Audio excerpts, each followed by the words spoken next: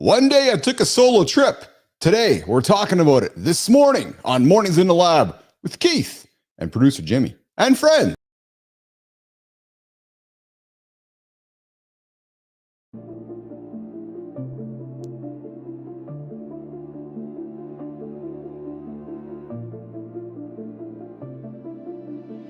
Welcome to Mornings in the Lab where when something negative comes up. Building muscle improves blood flow. From squirting to squirreling. Start small, build up, and expand from there. To be entertained by fun over here. How have I slept? Has my sleep been good? That's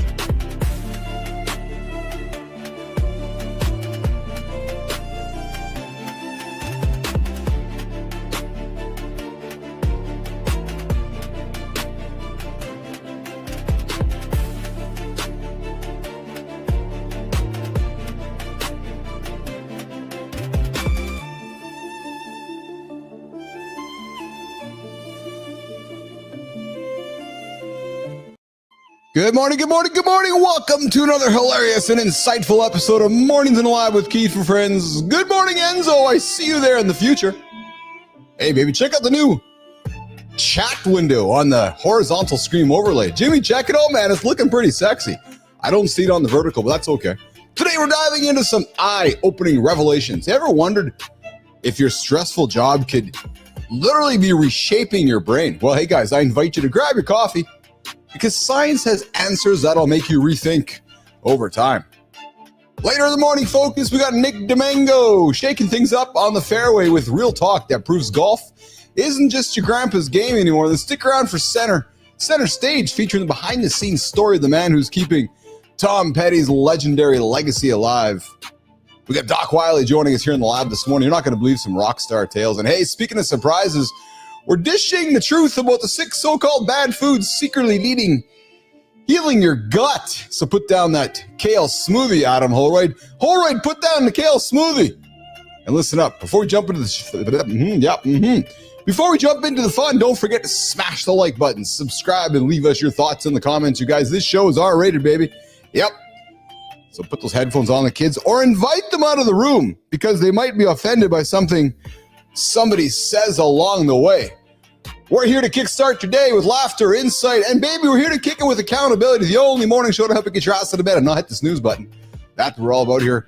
Let's get into it, Jimmy. Let's bring in the crew for some straight moving conversation with my buddy John Anderson and my other buddy C. Marty Fit.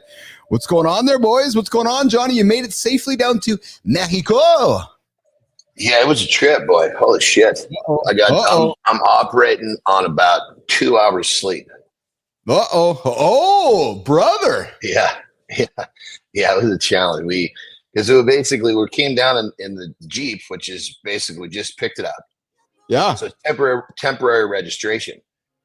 And sometimes you just get lucky. You get some fucking guy that's got it that just has it out for you. And they pull us over, which happens once in a while. Oh, I get out of the car and this guy just starts coming after me like, "Are you doing drugs? Are you transporting drugs? Are you drinking?" And I was like, no problems. I'm gonna go, please inspect, like inviting him to look through the car, Anyway, really? So he basically. So he basically, what happened was, funny enough, the temporary registration was actually incorrect. The dealer actually wrote it in a way where it was expired. I didn't catch it. Nobody caught it. It was just stupid simple. You know what I mean? Oh, no. Because we bought it on May 10th. So it should have said May 10th to June 9th, but it said April 9th, right? So they fucking send us back. So they send it. When you come back, they loop you back through. When you come back, they put you in secondary inspection because they want to find out what happened. So we tell them what's going on. They inspect us. Of course, there's nothing wrong. So while we're doing that, I called the dealer. I said, "Dude, you got what the fuck's going on here? You got to send me the right paperwork." So they emailed it to me. They were very apologetic. So I'm thinking, okay, I got everything I need. I'm going to do the right thing. I'm going to go right. I get through secondary. I'm going to go right back to the same line, to the same guy. Show him, hey, I got what I need. Then he says, "You don't have a license plate, so you can't go. Go back." Fucking sends me back again. Come on. Yeah. Well, now keep in mind, these people and the American people at the border, they just saw me fucking 30 minutes ago. Yeah. They're like, what are you doing here? I was like, so we're all having a fucking good laugh about it. Anyway, so they push us through secondary really quickly because they understand what's going on. Yeah. And the guy that finished up, he goes, about 10 miles away, there's another gate. Clearly you got some dude who has it out for you. Just go to the other gate, which we should have done the first time, So we went to the other gate and fucking drove right through it. But it's 5 hours it took us in all that fucking bullshit. I have to offer this up, man. I just have to offer it up. Just old Uncle Keith's opinion. Old Uncle Keith, a little bit of rant this morning. Johnny, Border Patrol officials have some of the most absolute power in the world that we can't do anything about. Because you can't like call the police and say, yes, the guy at the border was treating me incorrectly. Or you're not going to call your government official. You're like there's actually nobody to talk to. Because if the guy has a hard on for you, the guy's like, no, I don't like you're not coming in. Like, no, but well, no, 100%.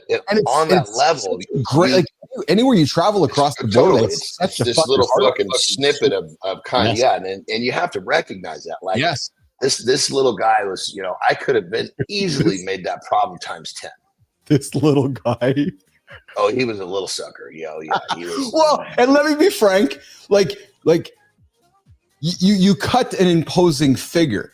You're not just some dude who got out of the car who looks like he just got out of a shift at Walmart or at the Home Depot and is hanging out with his wife. And I'm offering like there's a distinct look to you. So of course there's a and because you've lived your life this way, there's immediately going to be a judgment of the book by its cover, right? So the guy's like, oh,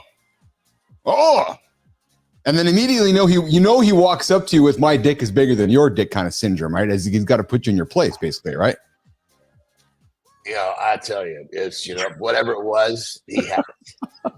Because it was one of those things where it's in most cases when they pull, no problem. I'm a relaxed dude. It's just that what you described happens once in a while. And I'm sure it does. Yeah. I was the lucky one yesterday. Yes, because normally I get out and they have these immediate ideas, but then my energy, I talk to them, they realize, this is not what I thought. Yes. This guy, I was not reeling him back in. Yeah, and the messed up part was what I was in when I was getting ready to go back. I was like, okay, the right thing to do is to go back to that guy. Right? Yeah. You're so kind. You're such a nice man. I got to go back to the same man. Well, I'm thinking, listen, there's a little selfish motivation here. Because if he sees me 2 lines over, he's going to think I'm trying to fucking sneak. Well, 100%. Yeah. So I'm just going to go right back to him. Yeah. And I was hoping a shift is over for sure. But anyway, but what I should have done is I should have just said, you know what? I just need to realize he's got a hard on for me and I need to go to the gate. Yes. Because I knew the other gate was there. And Tara and I were talking. We were like, God, then it looks like we've done something wrong. Because they thought at first there's like, why are you trying to leave the country with a vehicle that's expired? They thought we were trying to, but I pulled out the contract. They could see it was all there. But, so I've had some similar travel stories as you've gotten to know me. I carry myself a certain way, perhaps dress a certain way. And as I was going through my journey of traveling with ICUC around the world, I wasn't showing up in airports dressed like the guy who came out of the corporate boardroom, right? I was, I dressed stylishly, dressed my unapologetic self. It wasn't uncommon going through border or going through immigration or security, and I was often flagged or questioned or curious and after a while, you just it's just the old judge a book by its cover situation. Like, all right. And it just be kind, you smile, you be polite, you put your head and just like our show, my goal is, yes, come look at us, judge us, and then listen to us talk and realize that actually we're a couple soft pussy cats that wouldn't hurt a fly. We'd only eat the fly, Johnny, after yesterday's show. Fuck, man. Dude. I cut a 3-minute video. I'm rolling it, man. It might have been the ultimate 3-minute capture of this show.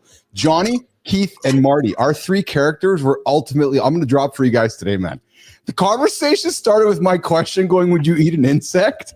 It ended up with us talking about eating dog food and eating ass. And it was just Marty's face and you defending your decisions and me just looking at the two of you like anybody But you know the crazy part about that is that was not about eating anything. That was about limitations. And I think poor Mark didn't get that. I think he was still so focused on the fucking insect or the goddamn dog food. You know? Actually, he just sat down. Brett, Jimmy, bring him in. There's my man right there. Yeah, I was sitting on the couch cutting it with Lauren last night. We were fucking howling, man, because you going after Marty's face, trying to wrap his head around it, and you just talking about licking the spoon. It was so good. Well, you know, the thing about it is it's, you know, before I started to travel the world and got exposed to it's, you know, it's real easy to be that way. I know, because man. That's the way we're programmed. It was so good. I'm going to drop it later today. What's going on, Christopher Martin? What's up, man? I don't know why my camera's so close today, but what's up, guys? I lied. We got the I don't know what happened. I didn't do anything. Super close up of Marty's face right now. I love it. Hey, good morning, everybody. I see you guys all in the comments. We have a new feature happening on the horizontal stream today. Our comments are popping up on the screen there. So, Roofy, I see you there, man. Roofy on the vertical. Good morning. I want to hear from the golf guy. Can he help me stay in the fairway? Yeah, we got Nick Domingo joining us in the second hour. Doc Wiley, I see you sitting there in the green room, brother. I see you there in the horizontal. And let me just check. Jimmy, do we have him in the vertical as well? I think we do, which is awesome. And hey, Jimmy, we got a couple of videos I want to run here right now with the boys here, with Johnny and Marty, just have some laughter. Jimmy, let's run one of those. Let's run the flying one. I know we are big fans of heights, and I've been dropping some fun stuff for us to talk about. Jimmy, drop one of the flying ones. Don't drop the girl one yet. Drop the two flying ones with us and the guys. So let's have some fun. Check this out, guys. Would you do this? Flying carpet. That's fucking crazy, man. But there's flying suits, so he's got a suit on, doesn't he? He's got a carpet. So he's hanging on to the carpet. Yeah, they got suits that do this. They look like he's holding on to a carpet, yes, but he's got a flying suit on. Yeah, everybody, don't go grabbing your fucking coffee tail rug, jumping off a goddamn bridge. Dude, that is. Marty, we're gonna do a Mornings in the Lab adventure series and see who does these crazy things. And then Jimmy, run that one of the guy at the top of the building too. I know how much we're all fans of heights here on the show. Oh man, yeah, check this one out. Jimmy. Hey, whoever's in the bottom position has got these comments across their face. Look at them. Yeah, I saw that. You know, Keith doesn't care. You know, Canadians, they're a little different than us. So I see that. I didn't want to say anything, man. Yeah, there's another little Jimmy. That's okay. So that's fine. I got one more for you guys. So I have a piece of video that we're gonna run right now, which is gonna be one of the most instructive pieces of videos men are gonna see today. And what we're gonna do is we're gonna show you guys how to pleasure your woman. Jimmy, let's run this video, brother. All right, guys. So we often talk about bringing our woman. Yeah, there we go. Looks like a woman's hand. Exactly. So, Jimmy, let's pause for a quick second. So, guys, we often talk about bringing our lady partners to orgasm. Well, what we're seeing... Hold on. That's a pretty stealthy risk for a female. Look at that. Yeah, what we're seeing is the appropriate way to bring our lady to orgasm. So, Jimmy, let's run it again. So what she's showing you here is how not to bring it to orgasm with your fingers. And we're going to see... So we don't want to do it that way. No, not that way. We want to do it that way. That's a few more bucks later, Marty, on how to bring that deep spot and how to bring your woman to orgasm there. So a little tip this morning, guys, how to finger your woman properly and bring her to orgasm, not by going in and out, but by actually flexing the fingers inside the vagina. So there you go. Thanks, Keith. Appreciate a little tip this morning. A little tip with your morning coffee. I would have never figured that out if it weren't for you, Keith. So I appreciate you so much. We got Adam Horwood coming in with from heights to taking her to new heights. Exactly. Our Mornings in the Lab conversation. Hey, so what you're seeing, Marty, is you're seeing a new overlay. I see the comments are coming over your face. So if I just do this, if I just change that here, That takes it off. Oh, okay, I see how that works. Cool. All right. Okay, guys, listen. Yes, and Good Time says, make sure you trim your fingernails. And Lady Drew Bigger is talking about fingers up on this one. And what else we got here?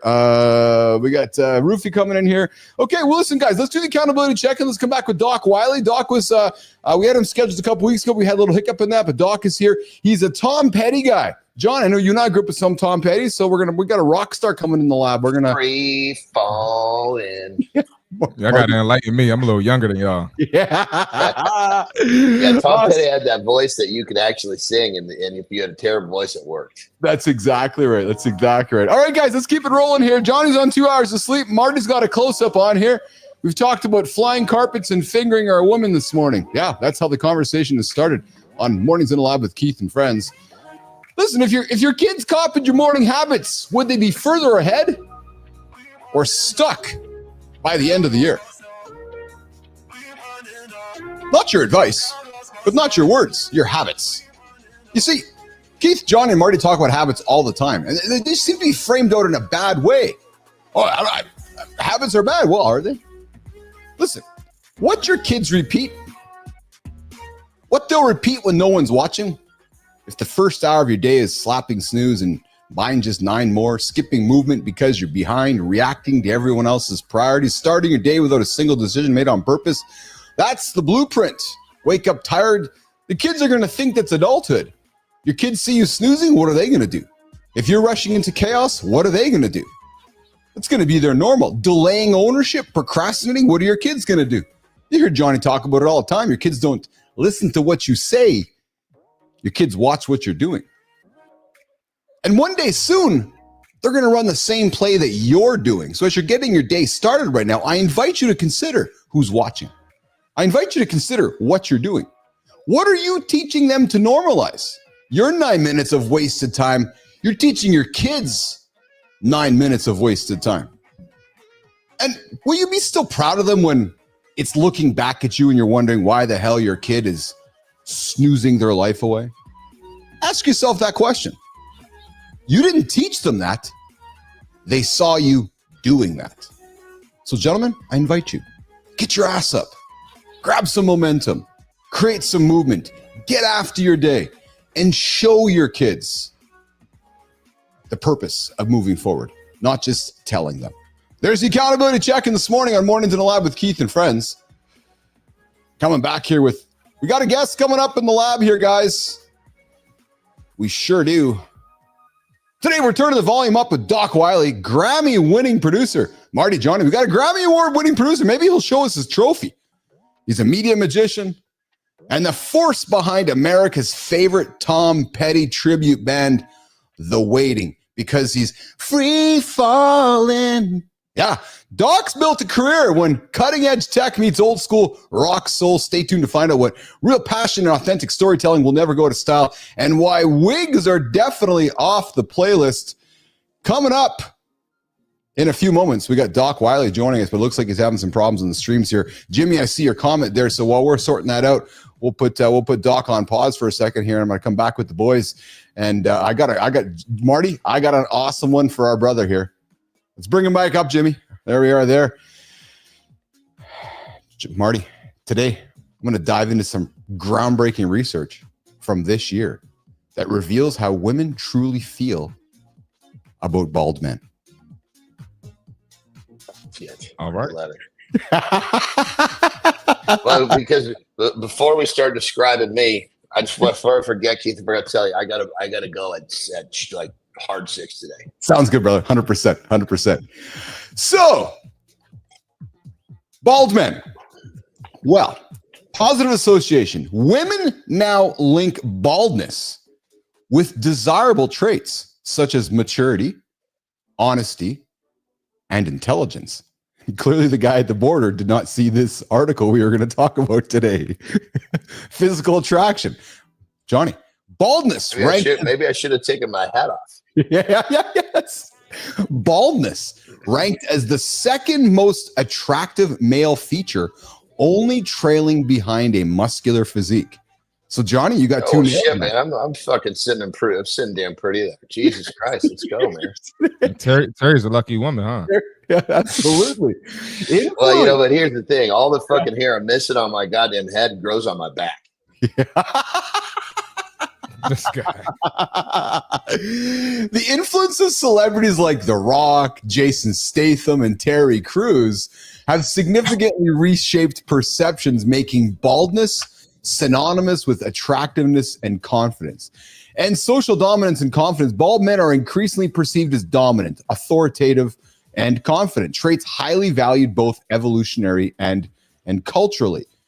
These the early one, remember, Telly Savalas was like the one that brought it to the forefront. Absolutely, I was thinking that same way. That I barely remember him, Mart, so don't worry. Yeah. Let me see here. I found this in a survey of 2,000 women. Let's just get it up here. In a survey of 2,000, a bald head was ranked as the second most attractive feature. And preferences for hair types such as dark, curly, or blonde hair were rated much lower. So guys, shave your heads. Go shave your heads. Yeah. And we got, Jason or Adam Holroyd coming back with Jason Statham certainly set that up along the way as well. And celebrity culture has influenced this bald renaissance. And of course, with The Rock, Dwayne Johnson as well, has signifying the bald head. Hey, Marty, you ever been bald, buddy? Come on, man. No, I'm serious. Have you not shaved your head before? Honestly, no. Nah. You haven't? No, because I'm curious. I think you look great, actually. Nah, my head ain't shaped for that. I got a little nugget on the back of my head. That's called a wisdom bump. That's not a nugget. That's called a wisdom bump. So if I did go bald, I'd be a hat guy like every day. I think you'd look good bald, man. Actually, honest to God, I think you would. Thanks, man. Appreciate it. Yeah. I thought about going bald because I got such a massive forehead already that I'm like, fuck, I can just strip the rest of my hair off, and I think I might be as handsome as John Anderson. Just you got to keep the facial hair if you do go bald. Dude, I know. Listen, you got to run with this thing until you got this motherfucker around with that ponytail. You got to keep it all the way.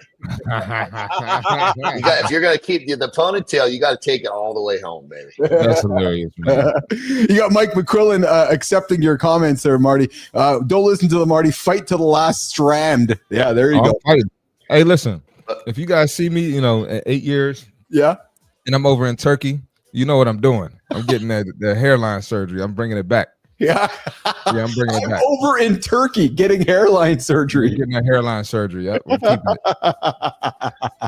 it. Johnny, when did you shave your head? Like shave it bald? Oh, funny, dude. You just read my mind. So I shaved it for the first time as soon as I noticed I was starting to lose it. Right? I just started. I was like, God damn! I'm starting. I can see that I'm getting an area. And looking back, it probably wasn't really that I was losing it. That's where the part was. You know what I mean? Yeah. But I remember first I was watching a competition. I was on TV and I bent over to pick up a stone, and of course you're beat red because you're pulling on this fucking 350-pound cement ball, and the glow of my red skin came fucking bumping through the top of my head. I was like, whoa. So you could clearly see, so basically what I did was right there was I just shaved it down because I was like, okay, number one, I want to know, is this something I'm going to be good ending up with? That was just a test. Oh yeah. When I grew it back, I kept it short and bleached it because then when it's bleached, you see the scalp everywhere, not just in the thin spots. So I took it down just to kind of test the waters. Well, I will tell you, I've looked at many images of you. I think you're a very attractive, handsome man, bald. But, it's kind of crazy. There was a time, I think, when I had hair, I identified myself when I had hair as more of a handsome man. Once I took the hair off, I think that just kind of, it's not like I think, oh, I'm not handsome without hair, but when you have hair, you're fucking doing it upright. It's just one less thing you're not worried about. I think it just kind of I think at that point it just took one more thing away from me focusing on my appearance, if you will. Well, I got to think it kind of just distracted my what I was seeing or feeling about myself because I wasn't investing that time into it. So I think it makes you look younger too, actually. Bald? Yeah. I mean, as a compliment, I do like you get the facial hair in your face because I think the hair on your head with hair in your face and it being gray and so forth, I think it would make you look a little older. I think it makes you look younger, like with your hair off. You got nice facial features. I'm being very serious right now. Like I think it makes you look younger. I like you looking bald. Actually, I think you look great bald. Yeah, when I was younger, you know, I used to really identify with my looks. Yeah. Like for example, my two youngest daughters. I can't remember how old they were. Probably like they just started to like boys. You know what I mean? Before that they didn't give a shit about boys. We were somewhere in a family member's house, and there was a picture of me. It was my senior graduation picture from high school, and they were like, you know, keep in mind at that point, you know, I'm 310 pounds, and I don't resemble that fucking guy at all. Yeah. And they're like, they're turning like, Mom, who is that really good looking guy? And she's like, you really want to know? So they're like, yeah. So, that's your dad. They're like, that's pretty cool, actually. That's pretty funny. it was a cute story. Yeah. That's awesome. Well, boys, listen, we got Doc Wiley ready to rock and roll. Marty, let's do this, brother. Let's do the fit tip. And let's bring Doc in, and that way we won't have to interrupt at all. We'll do the fit tip with you right now. Then we'll bring Doc in and keep the conversation going. How does that sound, brother? Sounds good to me. Let's do it. Let's do it, Jimmy. All right, let's do it, man. Hey, listen, guys and ladies, if you're on the show, you got to get your protein intake. All right, whether you do cardio, whether you lift weights, whether you swim, you know, whatever it is you like to do, whether you do Zumba, protein is needed. It's essential, right? And I'm going to suggest that you start tracking it. All right. Start paying attention to nutrition labels. See how much protein you're getting in each serving of food that you get, right? Now, if you ask someone, hey, how's your protein intake? They always say, oh, I eat protein. All right, well, run down what you ate yesterday and the day before that, right? They go through it and you see they got 30 grams of protein the whole day, maybe 50 grams of protein the whole day, right? So start tracking it so you can make sure that you're actually getting more. And why do we need protein? That is the most important macronutrient. That is the organ for longevity. So whether you want to build muscle, whether you want to burn fat, whatever your fitness goal is, protein is essential, right? And especially as we get older, you know, sarcopenia, we start to decline.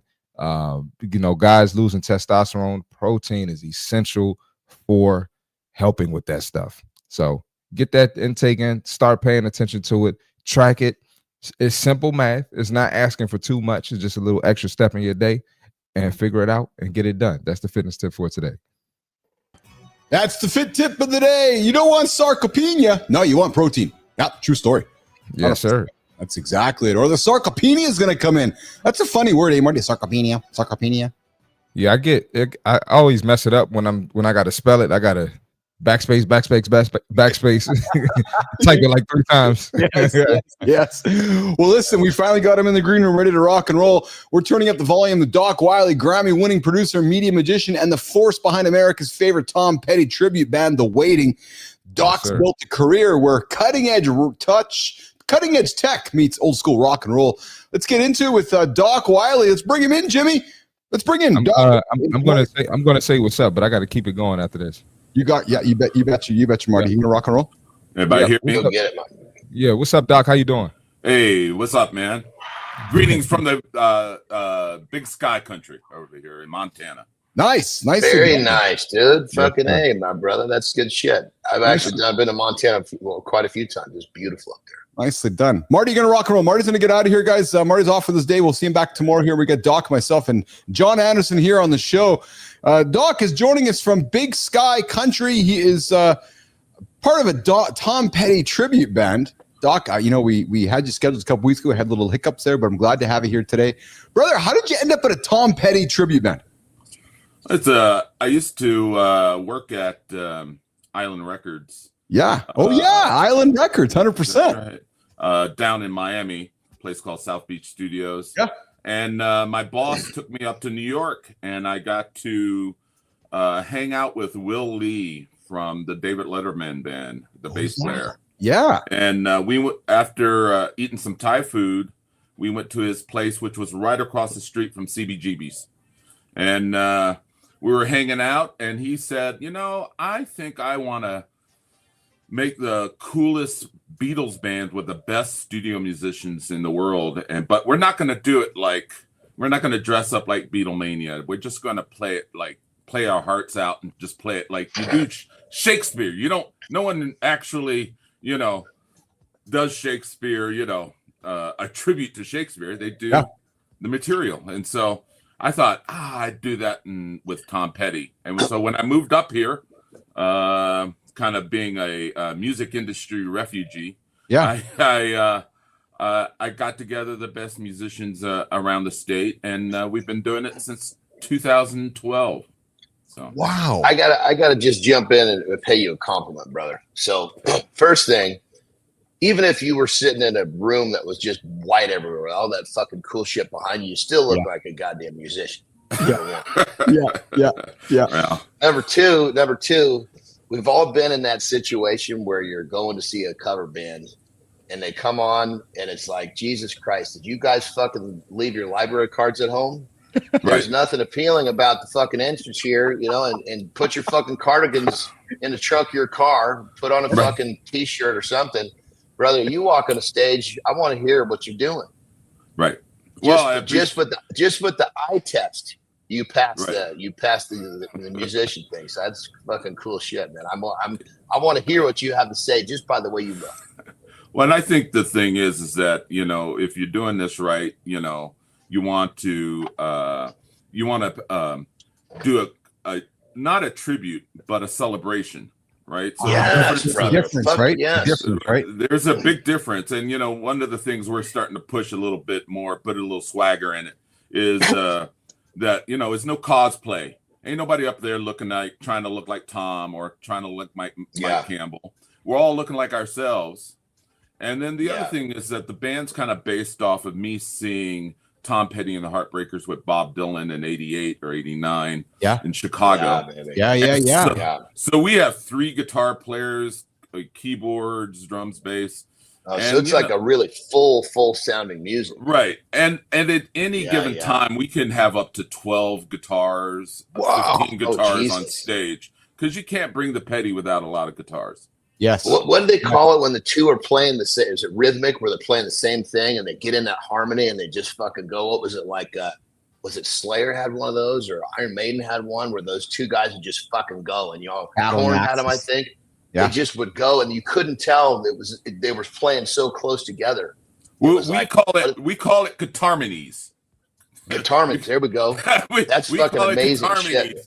Well, but being a Southern boy who moved up north, we're a little more Leonard Skinner and Molly Hatchety than Slayer. But I love me some Slayer. That's all right as well. Oh yeah, no, 100%. That was just the first band that popped into my mind, and I don't even know if they had one. I just remember one of that type of band had a really good setup. So you think of as far as that goes, you think a little bit of Freebird. That type of thing. Lots of guitar. You're talking my language, baby. Let's go. Hey, Doc, there are some tribute bands out there that are officially licensed tribute bands from an artist.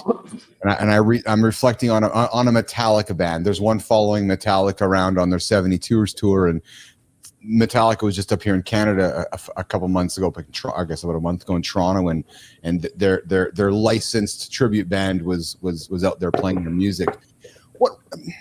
What does that mean to me as a fan in 2025 and so forth? Like, is that important for me to know that there's an officially licensed band playing music, or is that just a way to adopt or create credibility, Doc?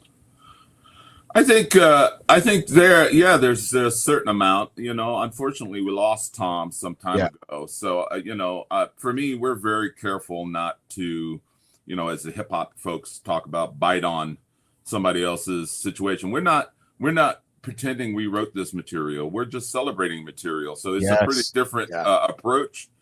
I think the other thing is that any of the bands that again are trying to give you a Tom Petty experience. Yeah.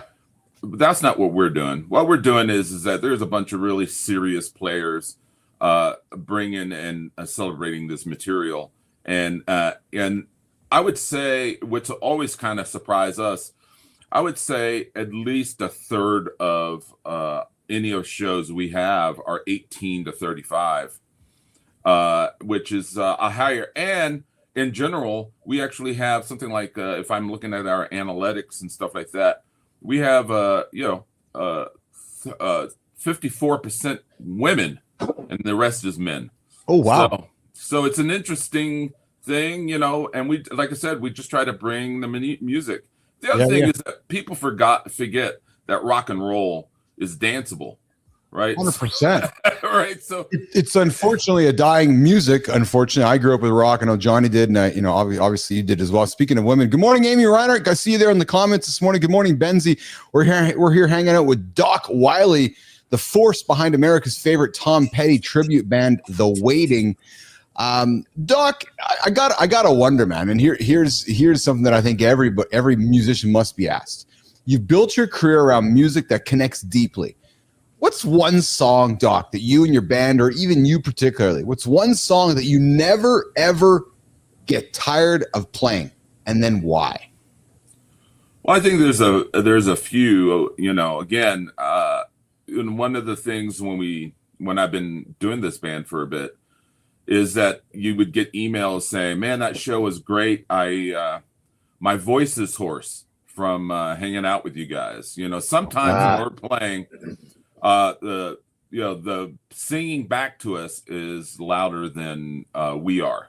Really? And, yeah. So I would probably say Free Falling, in a sense of, because the chorus harmony. Yeah. Yeah, but what we do too is we break it down and invite the entire venue or theater or bar, because we don't play sets. We play a show, right? We play 2 hours. We don't stop. It's kind of like a Peterbilt. We start a little slow. No shit. Grinding it out for 2 fucking right. straight hours. No, we don't mess around. There ain't no breaks. You kidding me? So, someone put their hard-earned money. I think the other thing that we're doing is, we try to make ticket prices cheap. So we're doing 10, 15, 20 bucks at the door instead of doing 25, 30, 35. Yeah. We're trying to make a working person come through the door and enjoy themselves, have a beverage, and sing along to Free Falling. And so we do, in the back end of that song, we make it, we turn the house lights on, and it's a sing along and having a good time, and that type of thing. So I got to think that people everywhere, without a doubt, underestimate the creativity, that comes with being in a tribute band, right? So right. I got to think, so what's the most unexpected challenge that you have faced bringing Petty's music to life? Okay, well, can I just jump in right there before you? Still want to hear this answer, but anybody that thinks what you think, Keith, clearly has no idea how fucking difficult it is to play an instrument the way that you need to do, just be a part of one of these songs, whether you're on stage or not. Yeah. So anybody that has that thought is fucking smoking crack. Give it a shot your fucking self. Yes, I know. Oh, I'm just in awe right now. This is awesome. Yeah. Man. This is awesome. Yeah. But totally, people do have those goofy thoughts. It's like, just playing somebody else. Dude, just to be able to play along, play someone else's song is like a fucking, you're a master of a unit, of an instrument.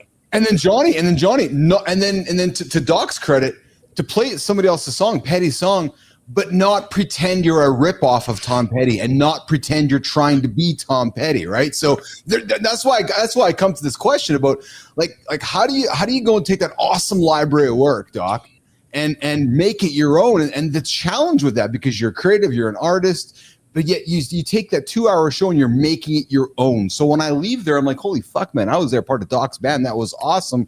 Knowing I didn't see Tom Petty, I saw something very different, but yet something still very enjoyable. Well, it's all about honoring the song. I'm a song guy. Oh, it's all about the song. You're a musician. You're truly a musician, aren't you? Right. It's a song guy thing. Yeah. It's not a thing. And that's the other thing, being a music producer and being a part of the music production crew for years and years and years. I've been blessed enough to work with like U2 and Prince and stuff like that through the years. So Cool. I would say the thing is that's why we have all those guitars on stage. That's why, because when you're doing an album, you're double tracking guitars, you're double tracking vocals, you're double tracking all this type of stuff. So that's what we focus on. And it's again, look, I was lucky enough back in the late 90s to work with David Lee Roth. And one of the things he would say, when we were working in the studio, he goes that, you just got to make a really cool, sandbox and invite everybody to play in it. Yeah, right? yeah. And so That's to cool, me, man. that's what we're trying to do. We're celebrating this music. We're having a great time. And I would say the hardship is it's just bringing the show where people are having a great time.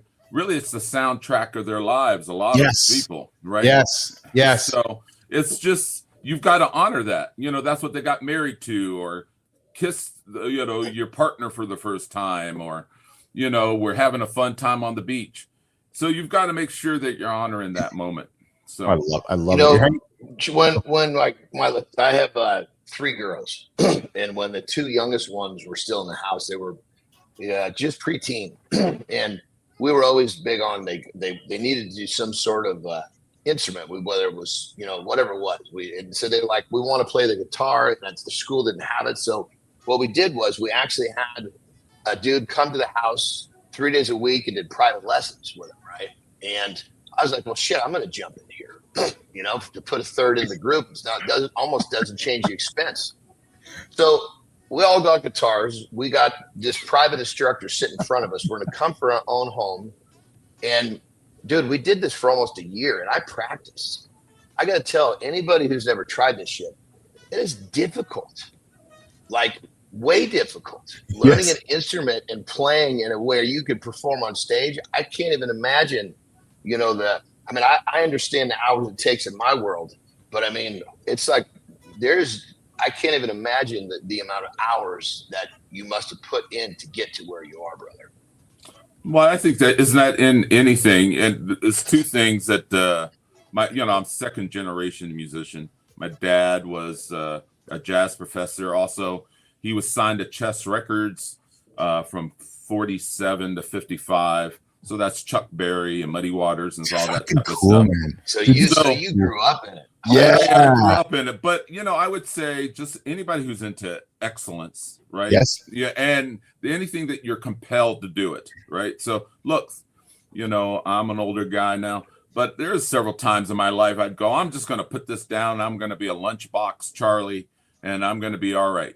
Right. And months in, I'm miserable. I'm not making music. I'm not doing the thing I want to do.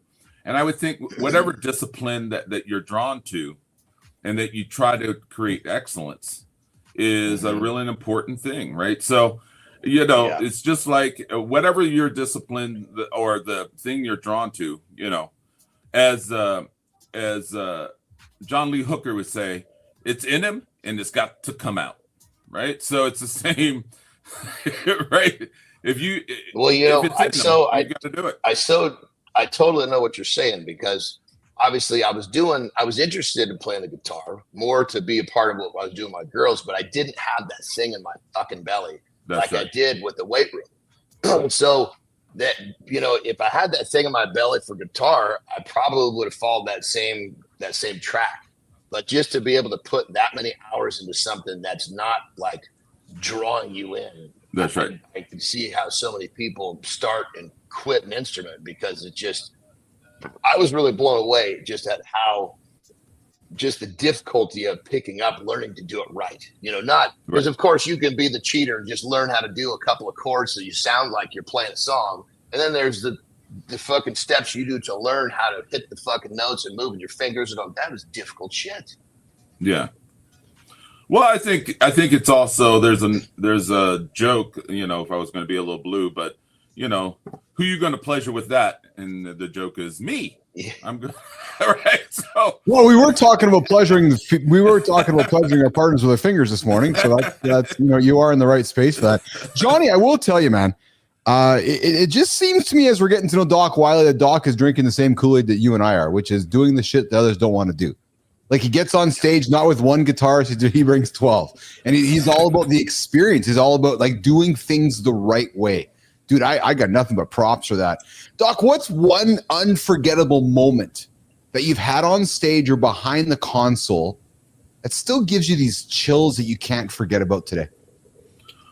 Well, behind the console is probably the biggest one, which was I got to work on with U2, God Send His Angels song, Nice.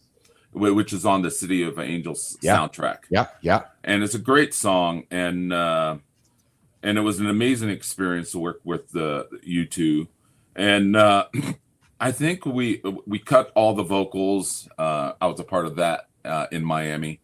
And then they, went off on the pop tour, I think, at that point. Oh, yeah. Pop and then I was in New York at the Gramercy Hotel, I think it was. Yes. And the housekeeper was walking by, humming the song that singing the song that I had worked on several months before. That's cool. And so that probably was like the first time I was like, wow, that's a cool moment, because I was there when it was being made. And then you see this person who doesn't know me and didn't know I worked on it singing the song. And then I didn't write the song, but I definitely, just being in the room when it was made and being a part of that production crew was a super fun thing. So that was probably, and then I probably think the second time was working with Whitney Houston on one of her last records. And we recorded stuff, and I did a little technical thing, and we finished listening to it, and she gave me a little kiss on the cheek. So that was pretty cool. That's pretty cool, man. That's awesome. We're hanging out with Doc Wiley, Keith Bills, and John Anderson. Hey, Doc, can you stick around to the top of the hour here with us? Sure. Awesome. Let's do this. So, Johnny, let's do a lifestyle tip with yourself, and then if you need to step away for a quick break, Johnny, you do that, and we'll keep the chat going with Doc Wiley. Okay, brother? I'll make it. Once I finish, I'll make it till 6. Sounds good. Keep me right to the button. Keep me right to the button, baby. Sounds good. All right, Jimmy, let's do it, pal. All right. This lifestyle tip is really kind of centered around our guest today. Now, is it difficult to be great at something? 100%, even if you have a passion for what you're trying to be great at. So think about this. If you want to do something extraordinary, finding something that you have a true interest or passion for is going to be a massive, massive help. Because the hours that it takes to put in to become really good at something, what is it? 10,000 hours, I think, is kind of that first marker that you're actually committed to the process and starting to do well. But the people that have doing things for, 2, 3, 4 decades, those are the people who absolutely love what they're doing. They're not just playing music, they are music. So again, when you're thinking about, you got a job and you're like, I'm tired of doing this job and I want to monetize something on the side. I want a side hustle. Don't pick some side hustle that doesn't really float your boat. Pick something that you would do for free, because you'll want to do it. You'll put in the hours because you enjoy it. You'll get really fucking good at it. And guess what? When you get really fucking good at something, you're going to get paid. Yes, when you get really good at something, you're going to get paid. Just like Keith and Johnny here on Mornings in the Lab with Keith and Friends, the only morning show to help you guys get your ass out of gear. Hit that snooze button, 8 o'clock Eastern time. We're hanging out with Doc Wiley, who heads a Tom Petty tribute band here this morning on In the Lab. Hey, Doc, so we are moving through an era where creative artists are perhaps losing more control than ever of creativity with AI and so forth, around just creating content left and right. What's a piece of advice that you'd offer a musician or an artist right now who's rising up in a world of AI and tech and trying to create unique content that's very meaningful to themselves? What's your point of view on the changes happening in the creative world right now, Doc? Well, I would tell you a few things that, I was for 13 years, I taught at the university some music production, Dude, classes. you look like you're 30. You talk like Yeah, you've how been old are around you, brother? Yeah, like you look. I'm 63, dude. What? What? Yeah. What? Hold the fucking horses here. Yeah, dude. I would have fucking lost. I would have bet the farm on that and fucking lost it. Ronnie, I'm looking closely at my camera right now. Jimmy, can you put him up on the big screen here? Can you put him on the big? I gotta look closely. Jimmy, put him up on the big here. There you go. Yeah, silly. Dude, Yeah. So, yeah. Well, brother, Hey, I gotta look, say, look, when you fill your life with passion, what you love, it doesn't fucking age you like going At to some all. fucking job that you can't stand. Plus, hold on. I definitely try to make this worse in the 80s and 90s. Trust me. But I would tell you. Why should you be any different than me and Johnny? I definitely try to mess this up, but I would say, and there's the Lucky Sperm Club. So, don't get it twisted. But I would say that, when I was teaching at the university, you get that silly little statue. Yeah. They give you a little more grace here and there. Yes. But what I would say is that there's no not putting in the work, right? There is a certain element right now that you're just so talented that it'll buy your way. It doesn't matter. Some of the most talented people that I've come through in my career and in my journey didn't make it, and they didn't make it because I've seen this in my world as well. It's fucking unbelievable. Yeah, and I think that's the first thing. There's no not putting in the work. That's the first thing. The second thing is that everything is a tool.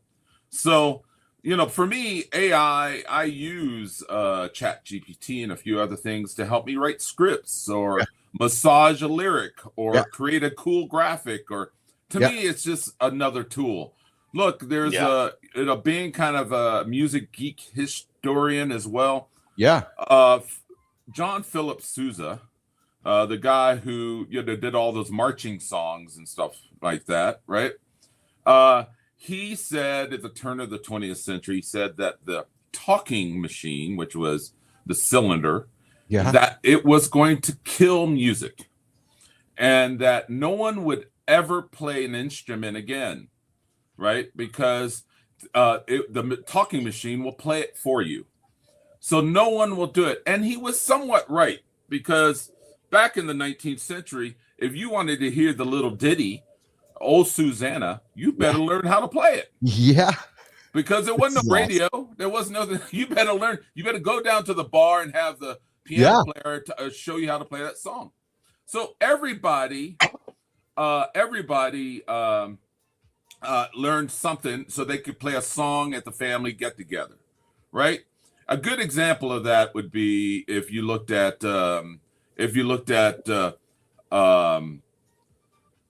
movies like The Godfather. The first scene is at the wedding, and they bring up, Uncle Giacomo, and he did the song on the thing. Come on, Uncle Giacomo, do the song, right? And that's that old school thinking, right? I learned one song so I could perform for my family, right? So Sousa was right that way. But now with the new technology, it used to take $1 million to make a good record. Now you just need a really good laptop to make a good record. And then the thing I would tell my students, and I would say, I'd go, what's the most important thing if you're going to record something? And they would go, a $4,000 microphone or $6,000 guitar. And I'd go, no, you need a song. Yeah. That's all you need. Yeah. You need a song and performance. Everything else is whatever, Our phones have a microphone that is so superior to almost every microphone up to the 1950s. So all the recordings from, the early days all the way to the late 1950s, our phones and the microphones in our phones are just light years, a quantum leap.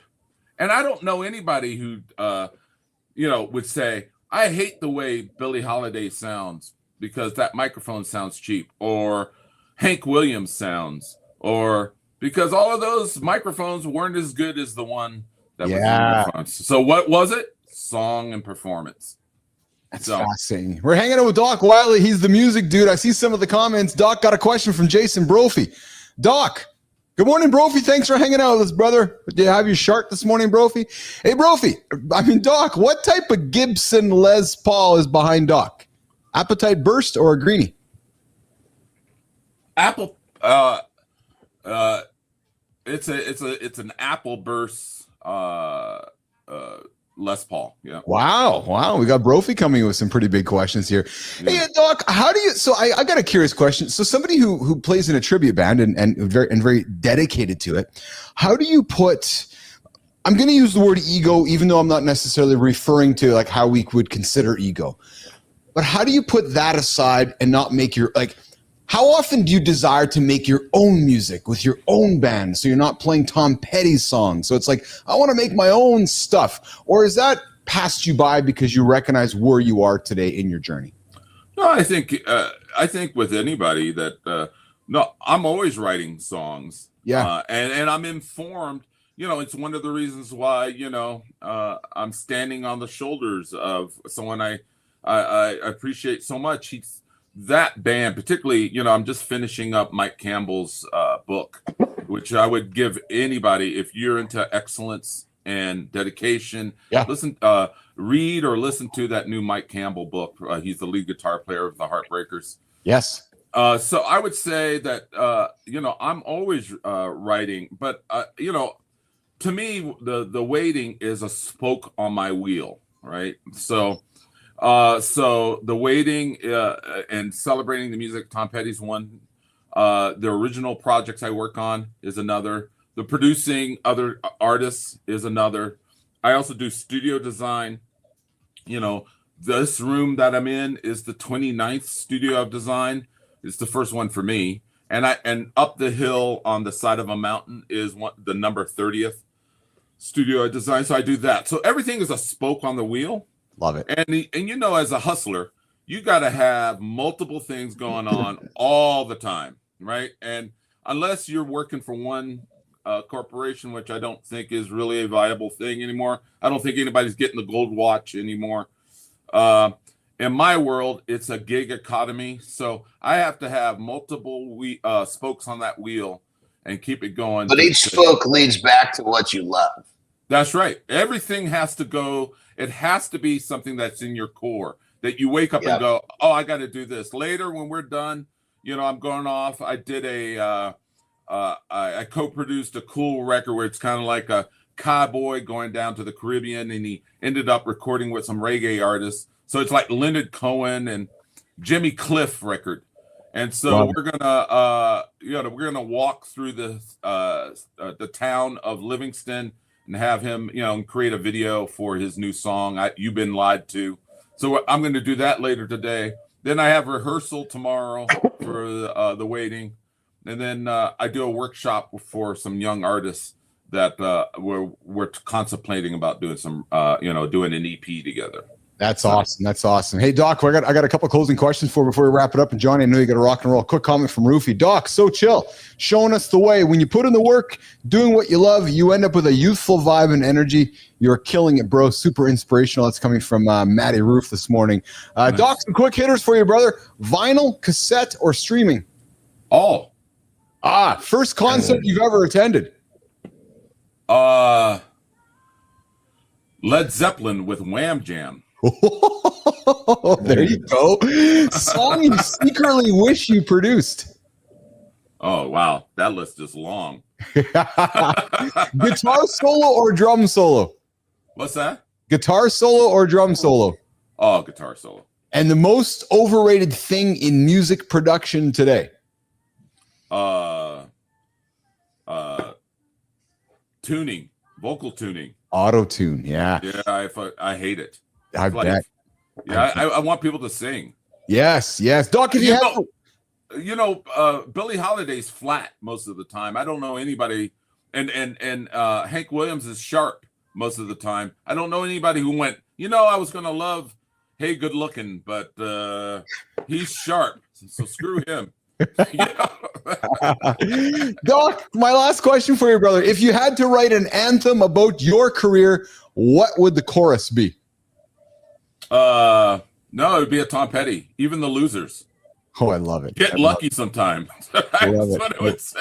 Even the I love losers it. get I lucky love it. sometimes. Johnny, before we say goodbye to Doc and before I say goodbye to you, Johnny, some final comments from Doc Wiley, brother? Right. I just love that you basically taken your passion and made a life. That's your we're the same in that way. 100%. You music is yours. Mine started with the weight room, and there's nothing better than when you wake up every day and everything you're doing leads back to what you love. Yes. Yeah, Yeah. that's I awesome. always say all roads lead to Rome, right? So if you're doing it right, all roads lead to Rome. And so if you're doing it wrong and you're out in the wilderness, you zigged when you should have zagged, brother. Oh, that's brilliant, man. That's absolutely. Keep kicking ass, dude. You're getting it done. Keep kicking ass, brother. I agree. With almost 40 years of experience, Doc blends Grammy-winning audio engineering, video production expertise, and authentic musicship. He helps artists and brands cut through the media noise and delivers unforgettable live experiences that keep the spirit of rock and roll alive. Doc, I'm so grateful you got a chance to spend some time with me and Johnny this morning in the lab. I hope you'll come back again, man. I could talk music and history music with you forever, man. Honest to God. Well, you leave the light on. Maybe I'll come by and drink another cup of coffee. That's awesome. And Johnny, if we just need to bring the average age down, we just got to bring Doc Wiley on the show, brother. Love it. I love it. All right, Doc, I know you got to rock and roll. Johnny, I know you got to rock and roll as well, but you have a safe day today, Johnny? Yep. All right. I'll see you have a good loop. Doc, nice to meet you. Nice to meet you. All right, Johnny's going to go. Doc, I appreciate you, brother. We'll look forward to connecting with you later today as well. Okay, pal? All right, man. Awesome. All right, Doc's going to get out of here. Johnny's going to get out of here. We're going to reset hour two. Good morning, Lauren. Good morning, baby. I see you there in the comments as well. Jimmy, the guy's 63. What? I thought he was like 35 years old, 33 years old. Yeah, 63. There you go. That just shows you when you find, and Rufy calls it out, when you find your passion, or like Anderson calls it, when you find your passion, and you race toward your passion all the time, man, it doesn't age you. Look at Wiley. Like, dude, the guy looks like he's like in his 30s. The guy's double that age, 63. Hey, coming up, we got Nick Domingo, the golfing dude, coming up here in a few moments here, the 15-minute mark of the show here. Jimmy, should we do some community corner, or do we want to get into some additional topics here? I'm looking up on the screen here today here. Jimmy, no, I got a couple things here for us, man. I got a couple things that I didn't get a chance to get to with Johnny, but I'm gonna address them here right now. What junk food ads are really doing to us, Jimmy? Let's get into that one here, brother. I got something for us today, guys. I know we all like to have our junk food treats from time to time. Well, I got something that you ever notice how you suddenly want chips or soda after seeing an ad, especially your kids. Yeah, no accident. Today, we're going to dive into the world of advertising, food advertising, junk food advertising, and exploring the science-backed ways. Hey, Rufy, ears up on this one, man. You don't want to be chasing the junk food today. The science of junk food advertising and exploring why ad bans might just be the key to healthier habits, especially for children. I know I grew up in an era of and Rufy, I know you did too, brother. We both grew up in an era of the Saturday morning cartoons. And I got to think that every 8 to 12 minutes, there was some kind of commercial coming across the screens that were just full of sugar, just junk food, sugar. Back then, nobody was pushing protein. So we just were eating all the highly nutrient boxes of cereal from Kellogg's and so forth. And, the idea of restricting junk food ads is something that I don't think anybody had any idea about back in the olden days. But these restrictions today, some of the markets, I know Australia has started doing things like this. These restrictions have the potential to reduce obesity rates, curb cravings, and relieve the pressure on families trying to make better food choices.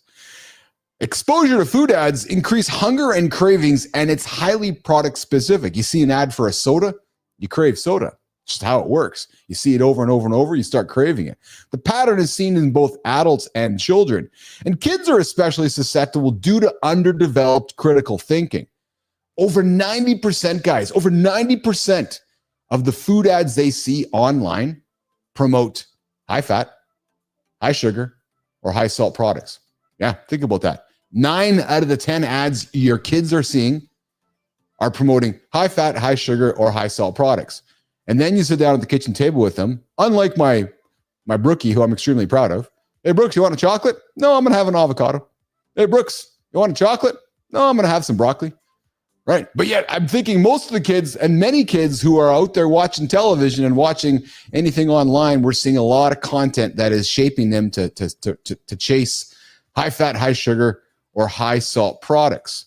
In Quebec, Canada, just down the road, guys, to all my American friends who think that we just live next door to each other, in Quebec, where advertising to kids under 13 is banned, there has been a 13% drop in fast food purchases compared to the province over in Ontario. Think about that, guys. So in Quebec, where they've banned this kind of advertising, 13% fast food sales are down. A broad ad ban could reduce obesity rates by up to 18%. Guys, do you wonder, as you go through society and you kind of wander through the malls and the grocery stores and just life, do you not cringe when you see a young child who clearly has been making choices that are perhaps in the range of high fat, high sugar, or high salt products? And then don't you ask yourself what the parent is choosing to feed the child? Because I know the child's not going to the grocery store, Jimmy. I know the child's not heading to Safeway and loading up the cart with a bunch of broccoli and avocados. Right? So, this broad ad ban could reduce obesity rates by 18%, hopefully for our children. Unintended benefits of all this: less pester power, right? Children nagging parents for junk food. How many times, you guys, have the kids seen those commercials on TV like, hey, Mom, I want this, I want that. Hey, Dad, I want this. Well, if you think if we get rid of these ads, fewer conflicts, healthier family dynamics. So, Jimmy, don't you wonder, Jimmy, why we don't have more broccoli ads or more avocado ads? Yeah, because they don't have high fat, high sugar, or high salt. True story. Right. So the most effective approaches are mandatory. Protecting children of all ages, including defining what counts as junk food using nutrient profiling. So we want to be thinking about advocating for or supporting local and national policy that limit junk food marketing, especially to children. And maybe, guys, considering creating a buffer at home, minimizing exposure to junk food ads by using well, this year is I think it's about talking with your kids. I know in our environment here at the house, there's constant communication, constant educating. But here's the most important thing. It's not what you tell your children, it's what your children see. So if you're sitting at the kitchen table after you've snoozed and after you sit down, get up and kind of procrastinate through your day, and you sit down at the kitchen table and crush some high fat, high sugary, high processed food, more than likely your kids are doing the same thing. So, and we got Matthew Roof coming in with sugar cereals and processed lunch meat. Yeah, Lucky Charms and Oscar Mayer landed me in Husky Granimals and XL Underoos. Hey, Roofy, I was on the same plan, man. And you used the word husky. Dude, that word husky is a 1970s word. We were all husky because nobody wanted to call each other fat. It was husky, right? So that was something coming back there. But guys, again, just be aware of the junk food ads you're seeing. They're out there, and maybe junk food ads aren't a bad thing for society because it might help our children along the way. All right. Speaking of foods here, guys, 6 bad foods that are secretly healing your gut. Moving from junk foods to some better things. Would you ever believe that white rice, potatoes, and even beans, yes, the ones that make you bloated, could actually improve your gut health?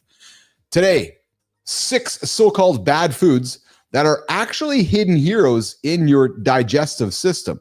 And understanding which foods could truly support your gut can transform how you digest, how you absorb nutrients, and even how you feel mentally.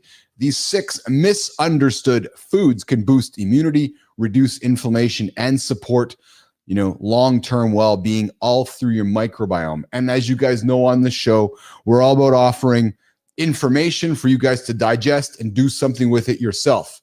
We're all not here telling you what to do. We're out here giving you information. And as you guys know, we are big proponents on finding a solution that works best for you guys. But, we're here to talk a little bit about these bad gut foods that are secretly healing your gut. Let's talk about fermented foods, sauerkraut, kefir, and kimchi. Rich in probiotics that seed your gut with beneficial bacteria. Fermented foods improve digestion, boost immunity, and even impact brain and heart health. I would invite you guys to opt for raw, unpasteurized versions to retain those live cultures. Guys, continuing with some of these foods that are healthy for our gut, beans and cruciferous vegetables like Brussels broccoli and Brussels sprouts. Dude, man, you get some good Brussels sprouts in the oven, grilled up and everything, get some flavoring. Oh my God, that's really good. Often avoided due to gas. Humans just, Jimmy, in my experience, people are avoiding the beans. People are avoiding the broccoli. People are avoiding the Brussels sprouts because they don't want the gas. They're gas from the ass. But they're packed with fiber. They're packed with prebiotics. Beans foster microbial diversity. Cruciferous vegetables provide anti-cancer sulfur compounds. And yes, that gas you have, guys, is a good sign. It shows your microbiome is thriving. And guys, here's one. Potatoes and white rice, when cooked and cooled. And Johnny, I know, is a big fan of a cooled potato from a starch perspective. But these starchy staples convert into resistance starch-feeding gut bacteria, producing short-chain fatty acids that lower inflammation and improve insulin sensitivity. Cold potato salad or leftover rice, gut gold. So guys, go crush some cold potato salad or even some leftover rice. Your gut's going to thank you for it. Here's the takeaway, guys. Start small. You might want to think about adding a small tablespoon of sauerkraut. Good time. You like that sauerkraut? Or a few sips of kefir daily, then build up as your gut adjusts, and then cooling it down. Turn your next meal into a gut feast by cooking and cooling potatoes or rice. And I know Johnny talks about it often when he cooks his baked potato. He freezes it, changes the structure of it, and enjoys it later on. So guys, don't avoid these 6 foods that are secretly healing your gut, like rice, potatoes, beans, fermented foods, sauerkraut, kefir, kimchi. We talk about it often on the show, guys. The power of our gut. Don't ignore it. All right, Jim. Let's see here. What do we got here? We got Nick Domingo waiting for us in the green room. We're going to bring him up here in a quick second. Nick, I see you there in the horizontal. Jimmy, do we got him on the vertical as well, pal? Good. We got him on the vertical as well. So we're going to bring Nick Domingo in here in a couple of moments while I get ourselves set up for Nick. And then we're going to get to the bottom of the hour. We got the community corner coming up on the show here. We got a bunch of creator spotlights to get into as well. Guys, I did not do the habit stack today because Johnny had to leave early. So we're going to come back tomorrow with an added habit stack situation. But before we get into Nick Domingo, is your job literally reshaping your brain? You think it is? You ever feel like those long work weeks? Those long work weeks are literally reshaping your mind. Well, it turns out you're not imagining things. Jimmy, new groundbreaking research reveals that working excessively, 52 hours or more per week, can physically change critical areas of your brain. Well, fuck, man. Jimmy, my brain must just be completely changed. I got completely changed. I work 52 hours in a day. Roofie, my brain's completely different now, buddy. I got a completely different brain now because of the science. Understanding these brain changes isn't just about health. It directly impacts your cognitive abilities, your emotional regulation, and overall well-being. In short, it's calling me short. In short, your brain's structure might be paying the price for your long hours. Recently, a study out of South Korea analyzed MRI scans from healthcare professionals, finding striking increases in gray matter volume, up to 19%, Jimmy, in areas such as the middle frontal gyrus, responsible for attention and working memory, and the insula, crucial for emotional processing and self-awareness. What this research is suggesting, Rufy, is that this is your brain's neuroadaptive response to ongoing stress. However, these structural changes might actually be detrimental, potentially explaining why people who work excessive hours report cognitive and emotional decline.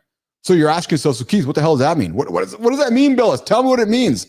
Well, what can you do today? Well, first of all, evaluate your workload honestly. Can you realistically delegate or set some clearer boundaries? Second, advocate for healthier workplace policies that actively discourage chronic overwork. But what the hell is chronic overwork? Only you can decide what chronic overwork is. Reflect for a moment. Do you see signs in yourself or your coworkers that overwork is impacting cognitive function or emotional health? Well, guys, we're always giving you tips and tricks here on the show. Take time to pause, take time to go for a nap, take time to go for get yourself moving. The reality is, guys, science is suggesting that overwork might be changing parts of our brain, and maybe negatively or maybe positively. It's tough to say. All right, Jimmy, let's pivot here to our next guest coming up here right now. What happens? What happens when a golf junkie with Maxim and Golf Magazine decides to ditch the country club cliches and go full rogue with a new content empire? Well, you got a guy named Nick Domingo, the guy who's making golf gritty, hilarious, and finally human again. Nick's the mastermind behind Rainmakers Golf Club and the guy who's probably written more viral content than most of us have hit fairways. From his publishing days at Maxim and Golf Magazine to launching a golf brand that's all about truth bombs, game improvement fails. Hey, Roofy, this one's for you, brother. And raw community vibes. Nick is here to remind us that golf isn't about perfection. It's about progress. Oh, you've heard us say it all the time on the show, guys. Progress over perfection. And he's got a soft spot for collaboration, breaking norms, and telling it like it is. Nation, let's take a second and welcome in our friend, Nick Domingo. What's up, Nick? What's going on, guys? How are you guys? How are you, pal? Good to see you this morning. Where are you joining me from today? Likewise, I'm in Seattle, Washington, so nice and early for this morning. I don't have my coffee, but I think I can get through on sheer energy this one. I love it. I love it. I love it. We had a guy joining us from Montana this morning. We got Nick joining us from Seattle. Everybody's up and early and getting after it. That is awesome. Nick, let's get into it, brother. Your journey. You've gone from digital publishing royalty to the fairway renegade with Rainmakers. Dude, like, what sparked the leap? You went from boom to boom. Bring it to life. Yeah. I mean, I think for me, it was falling into the same hamster wheel, if you will, right? I was working at Maxim Magazine, started there about 16 years ago, thought it was a dream job. I mean, I was 24 years old, single guy working at Maxim, moved on to Bleacher Report, went to FHM, kind of stayed in the men's lifestyle publishing industry. And then this Golf Magazine job popped up, and I looked at my wife and my business partner at the time, and they both were like, look, you love golf more than anyone. Put your name in the hat. I ended up getting it, ran instruction content at Golf Magazine for about 2 years. And then back in December, ended up leaving, just thought, you know what, this is right for my family. This is right for myself right now. And figured, why not just give it a go? I'll always bet on myself against anyone in the room. So why not try it? So, Nick, did you come from golf as a young man growing up? Like, was golf part of your journey in life? Kind of. I started but not the core, right? Like, it wasn't Yeah.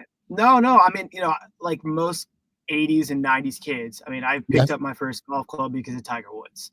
And so when he won the Masters in 97, I remember 3 months after that, in June or July, my uncle Chris took me to a par 3 course in Ohio where I grew up. And we played, I think it was just 9 holes. And I remember leaving a club behind because I had to rent some clubs, and him rolling his eyes thinking, oh man, what did I get myself into?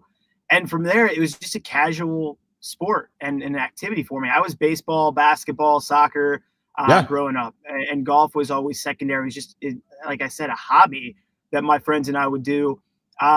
And then I just kind of landed in these roles in golf. I used to work maintenance crew where I'd get up at 5:30 and work from 6 to 2, raking bunkers, mowing tee boxes and greens. And then I would go caddy in the afternoon when I was in middle school. So I kind of found myself around the game. And it wasn't until 2022 that I really dived into actually doing it for a profession. That's awesome. I got to tell you, so you're not here by accident, obviously. I was following your content, love your content you put on the platforms. Thank you. And Nick, I got to admit, man, there's a rebellious tone in how you approach golf. And listen, golf is not that typically. Have you always been the guy pushing against the clubhouse rules, Nick, or did this voice, this tone evolve with Rainmakers as you identified and created your identity and brand, Nick? No, I've always been, whether it was in golf or anything. I mean, ask anyone who's known me. I'm sort of the rebellious type. Everyone's going, upstream. I'm kind of going the other way. And I think in golf, I remember there was an interview that Brooks Koepka did a couple of years ago, and he's sort of the rebel in the golf space, right? Sort of this guy who's like, look, I'm really good at this sport. But he said golf is somewhat boring. And I think for me, I thought I put a lot of pressure on myself when I started at Golf Magazine because I wasn't golfy. And as I started to kind of connect with my colleagues the first couple weeks in that role, I wanted to just learn. I wanted to be a sponge, and I asked them, what's one thing that you guys think this role needs, or one thing that was successful with the guy who was here before? And the common theme with a lot of it was like, golf is just way too golfy. So it actually helped me get over that hurdle of, well, just be yourself, man. Like, shit, you're not going to be successful if you just don't lean into who you are. I can't fake being a, scratch golfer. If I can tell my story as I'm the most average golfer, I can go out and shoot 83 today, or I could go out and shoot 95 today. That is something that 90% of people and golfers really identify with. And I think, you nailed it on the head when it's like, golf is not about perfection. It's about progress. And so for me, breaking 80 is sort of the goal I've had. I thought I was going to do it 2 years ago. I still have yet to break 80 as a golfer.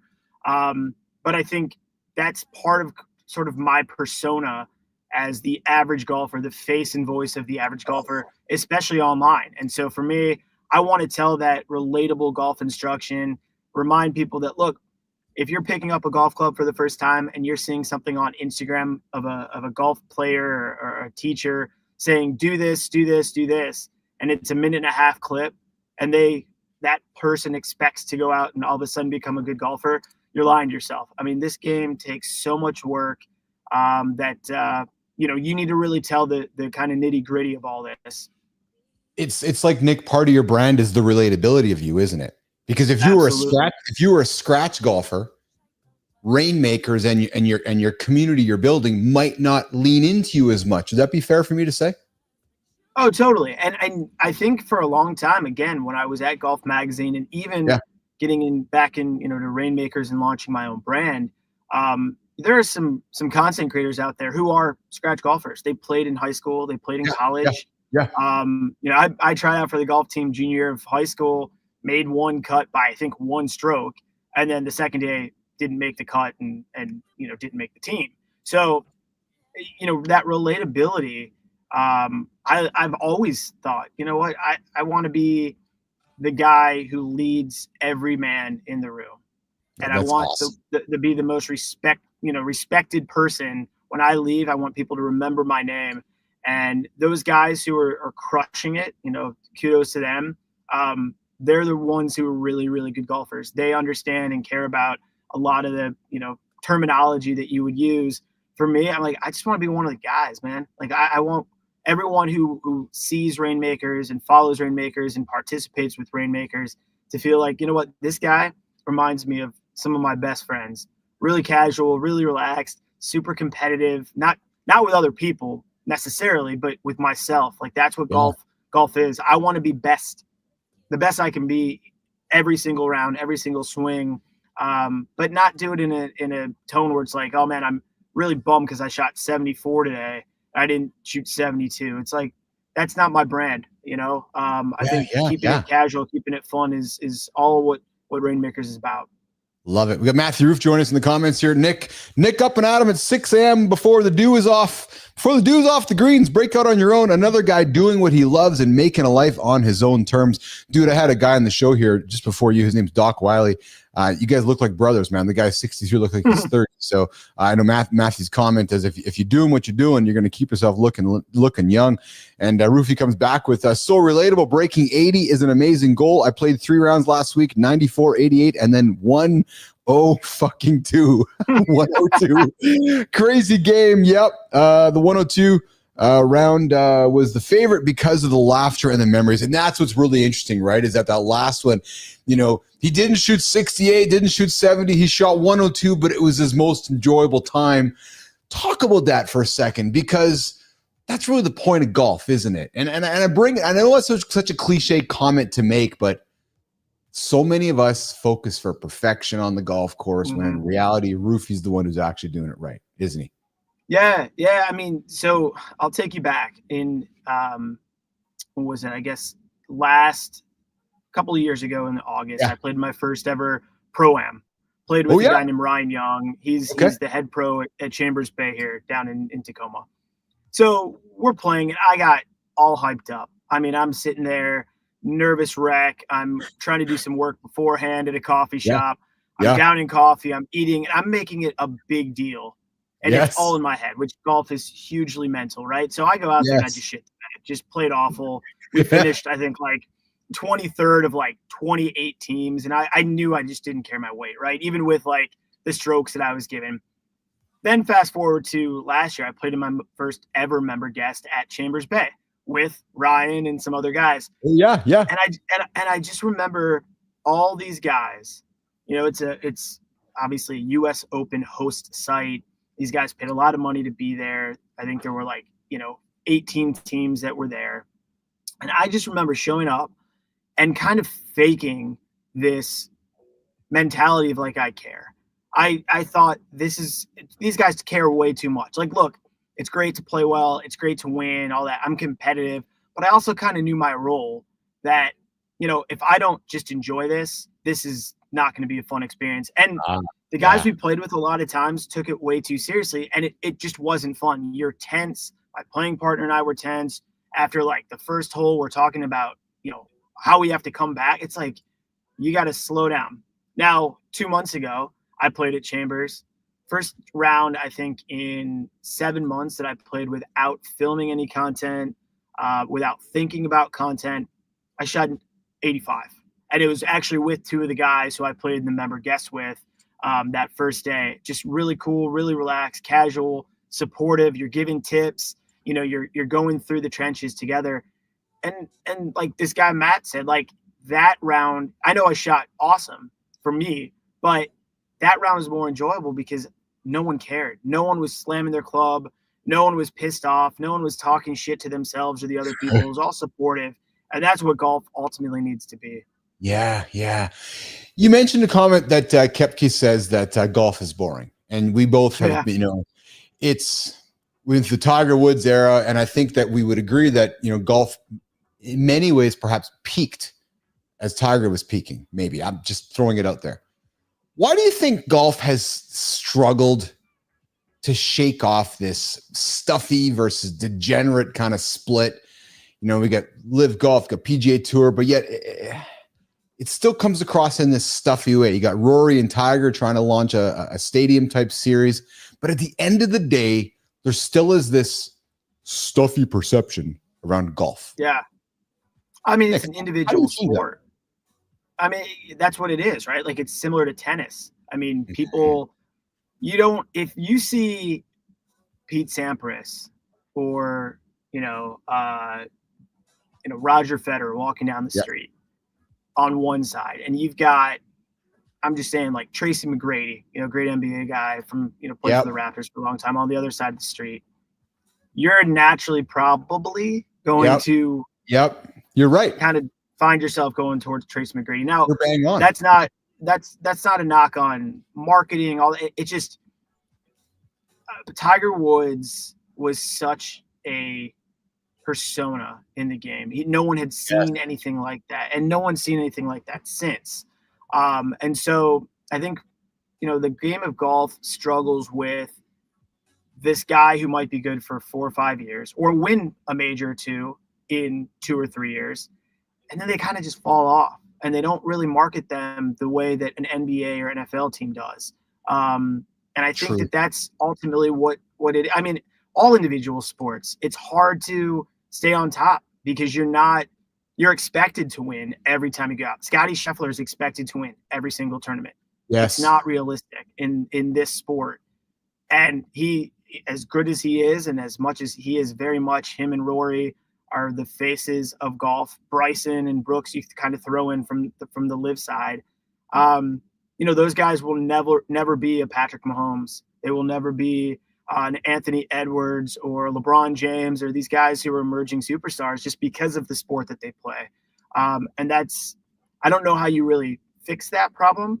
I think people are trying to, find ways to do it. Bryson does it great with what he's doing on YouTube. Phil Mickelson and the guys that he's doing with like the high flyers and partnering up with Grant. Those are ways that people will obviously see them and engage with them. But again, not like it is with the NBA or NFL. Yeah. Nick, let's move a little bit into the media side of things where you are today. So you came from legacy brands like, and I want to be respectful of your time. Do you got a few extra minutes for me? Yeah, absolutely. Awesome. Coming from legacy brands like Maxim, Esquire, FHM, what lessons are you deliberately not applying as you build Rainmakers?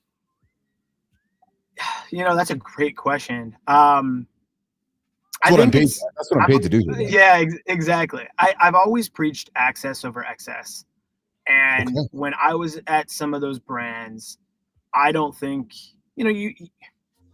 people want as many articles, as much content as possible out there. They always think that this is going to be the one that goes viral. And I think for me, slowing things down, reminding myself, hey, I'm one guy. I have a team, of a handful of people who are great and they're content creators and videographers and editors.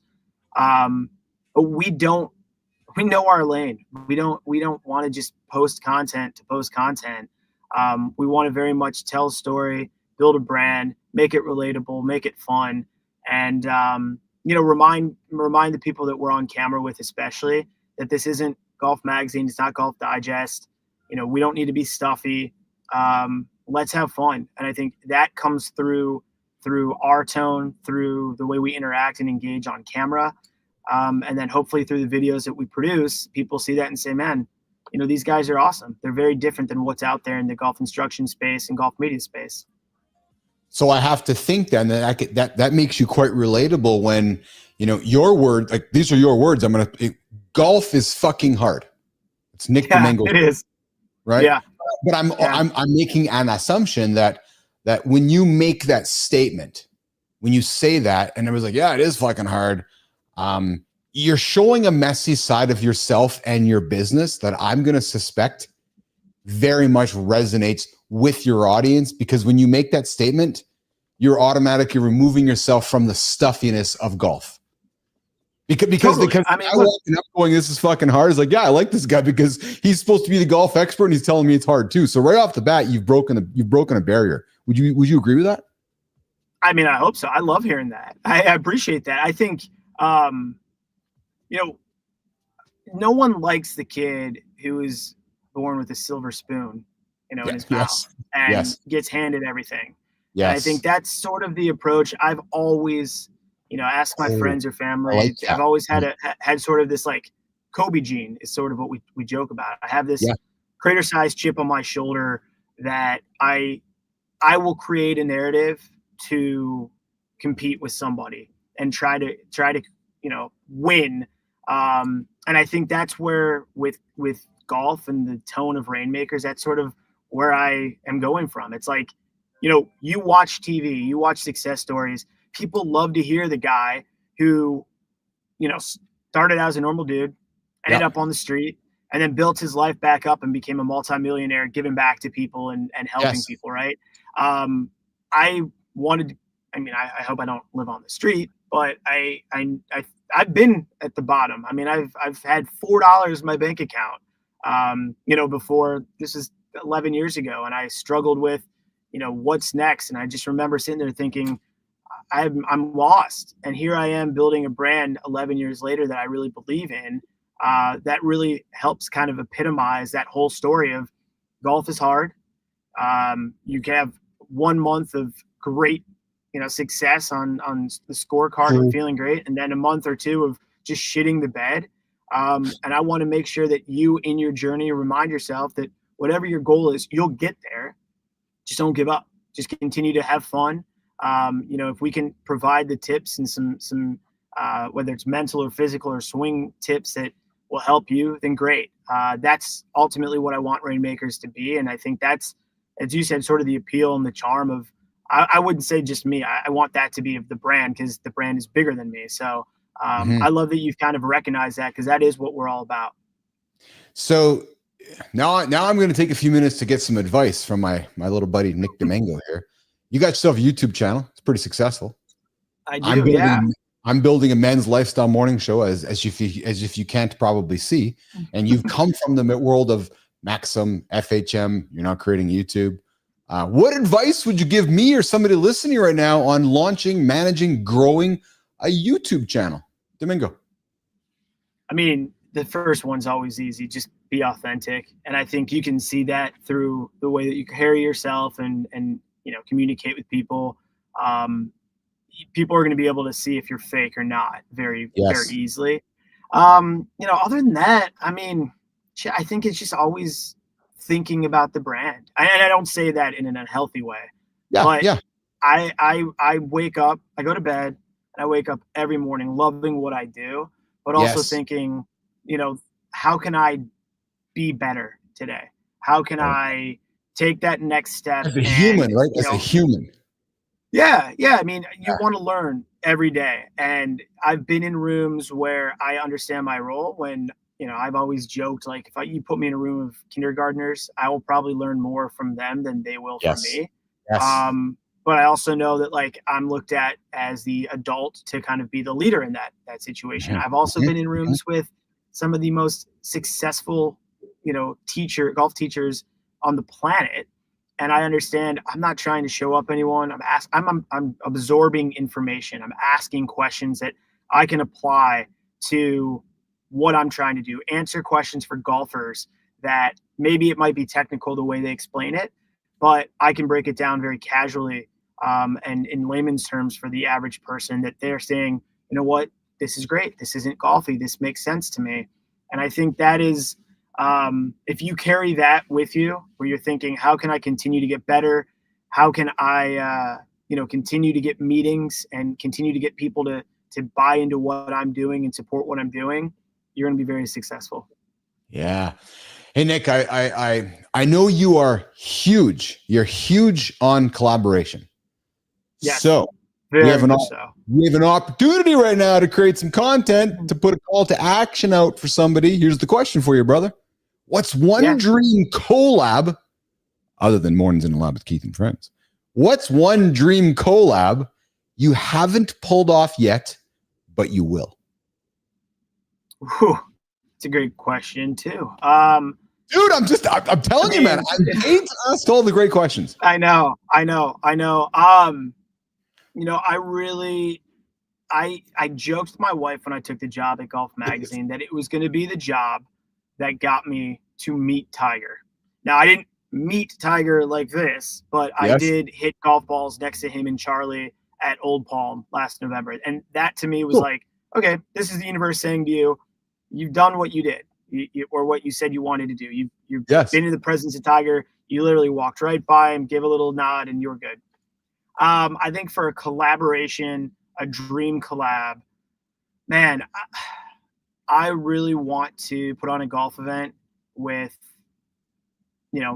politicians, former athletes, start a charity that, surrounds around, is basically surrounded around golf. And I don't know, I'm struggling with the answer, because there isn't like that dream. It's just more so the next step that I've always had, which is helping people. And that comes, I think, through collaboration, through golf, through events, and working with brands that I really care about at the end of the day. So I think the better maybe answer for that, instead of a collaboration, I'll say like my dream twosome in golf would probably be like playing with Barack and playing with Very- Michael Jordan. I very think we'll call that, instead of a collaboration, we'll say, how do we make that happen? That's sort awesome, of what brother. I'm going for. Well, Yeah. what strikes me about you is that you strike me as a fella that's going to get up, keep putting the work in, and you're going to put yourself in positions where these type of collabs present themselves, right? And it's just the idea, because you're not focused on perfection, you're focused on progress, and you're going to get up, go through your routine, your non-negotiables, and as long as you keep putting in the work, like you are with Rainmakers, damn it, you know as well as I do, brother, you're going to put yourself in a position where one day you're like, hey, you want to do a celebrity round with Barack and Michael? You're like, holy fuck, it's actually happening. But the reality is, if you're not showing up every single day, putting yourself in a position to get that call, it's not going to happen, right? We got Roofy coming back with uncommon kindness, and Matthew's all about uncommon kindness. The dream is helping people. That's clearly what you get up and do every single day. Hey, again, staying in the world of content creation. What's something about building a content brand that people wouldn't expect? The part that's really not talked about or not Instagram worthy. It's just something like, holy shit, did not realize this part. This is crazy, man. You always have to be on. I mean, especially in what I do. Shit. One of the things that is difficult is being on the golf course and always having a camera on you or a phone on you, because every shot is an opportunity for content. And that doesn't come with everything that you do. But, I always told people when I worked very briefly in PR, and I was just not for me. This was 10 years ago. Yeah. I worked there for 3 months. And the reason I didn't like it was because I missed that storytelling. I missed leaving my house, walking by different coffee shops and using my senses to smell the coffee brewing at the local coffee shop, to hear certain things and see other things and be like, man, I can tell a story. I can literally tell a story in this 10-minute walk about why this is the most beautiful spot, beautiful time of day in Seattle, right?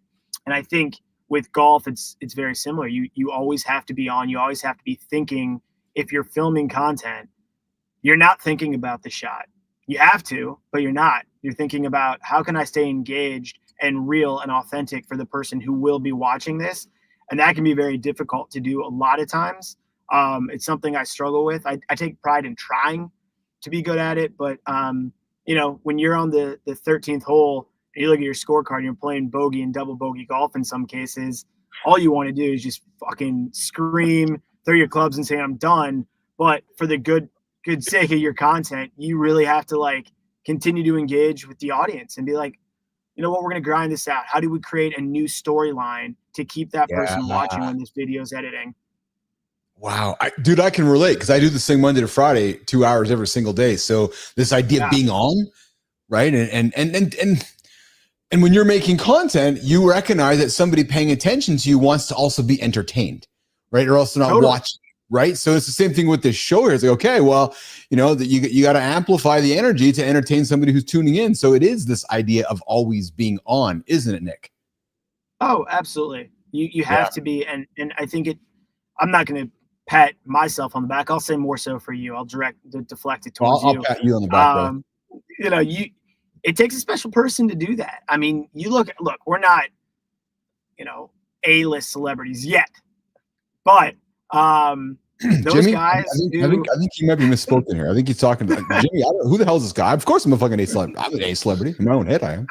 I mean, those guys who always have to be on, who cannot leave their house, that takes a very, very, very special person. And you see how many people struggle with it. And I think for us in this digital, content creation world, you get a little bit more of a leeway, but you still have to be on. You still have to be thinking about, how can I grow my personal brand, my professional brand? Who am I going to collaborate with and align myself with that presents an opportunity and carries the same values about, what we're doing that I do. And, you find that out by just experience. I think by just doing.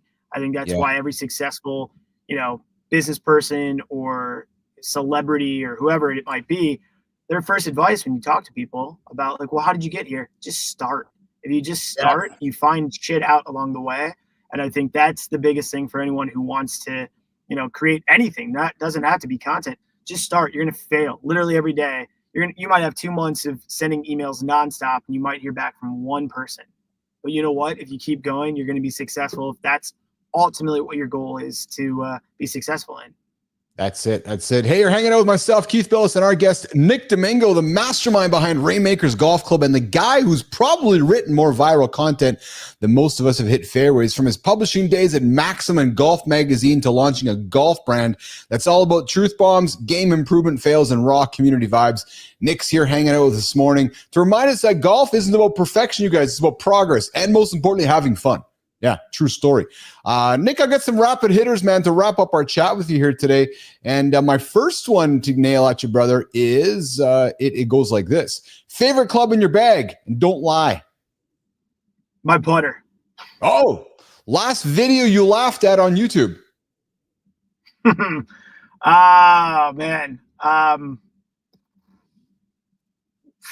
Shit, I don't even know. Probably the Wiggles. I watched the Wiggles with my 19-month-old daughter, so I'll say the Wiggles. You have kids. There you go. Enough said. Golf course you're dying to play before you die. I really want to play Panther National. I filmed down there, but I really want to play it. Oh, interesting. Morning tea time or twilight vibes? I love golden hour golf. Give me golden hour golf all day. Awesome. Most embarrassing golf shot caught on camera? The second shot, we were doing a video with Colton Castle, long drive guy. He puts us about 90 yards on a 450-yard hole.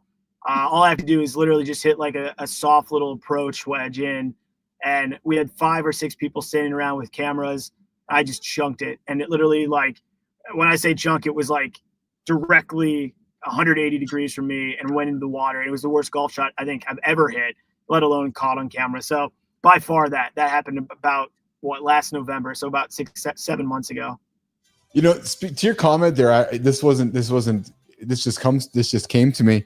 Do you ever wonder when you're watching golf on TV and you have these pros who are awesome and 99,000, 100% of the time, they always hit the ball straight. But sometimes you have people standing in the chute.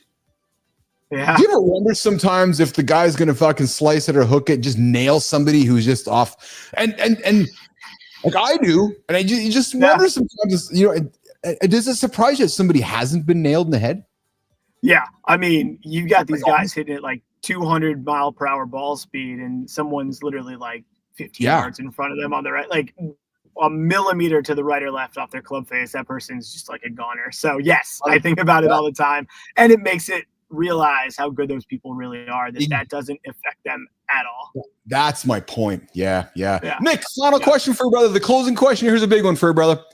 What's one unwritten rule in golf or media that you think needs to be completely rewritten? And then how are you doing it with Rainmakers? Yeah, I mean, that's a great question. I'll go towards the media than the golf rule. Yeah. I think the idea that you have to belittle somebody else, I mean, I think the brands that are out there, we all look at each other as competitors. I mean, you'd be stupid not to. You want that audience, you want, the brands, you want the connections. But at the end of the day, I mean, our North Star is helping people enjoy the game and growing the game of golf. So however the hell people do that, if they subscribe to mine and 150,000 other golf channels on YouTube and follow their brands and buy their merch and show up at their events, great. I mean, at the end of the day, I want to create a culture of support. I want to win, but I think that's the unwritten rule in media is like, why trash another person just for your own success? I think it's, complete bullshit to try and do it. So I think support each other, uplift each other.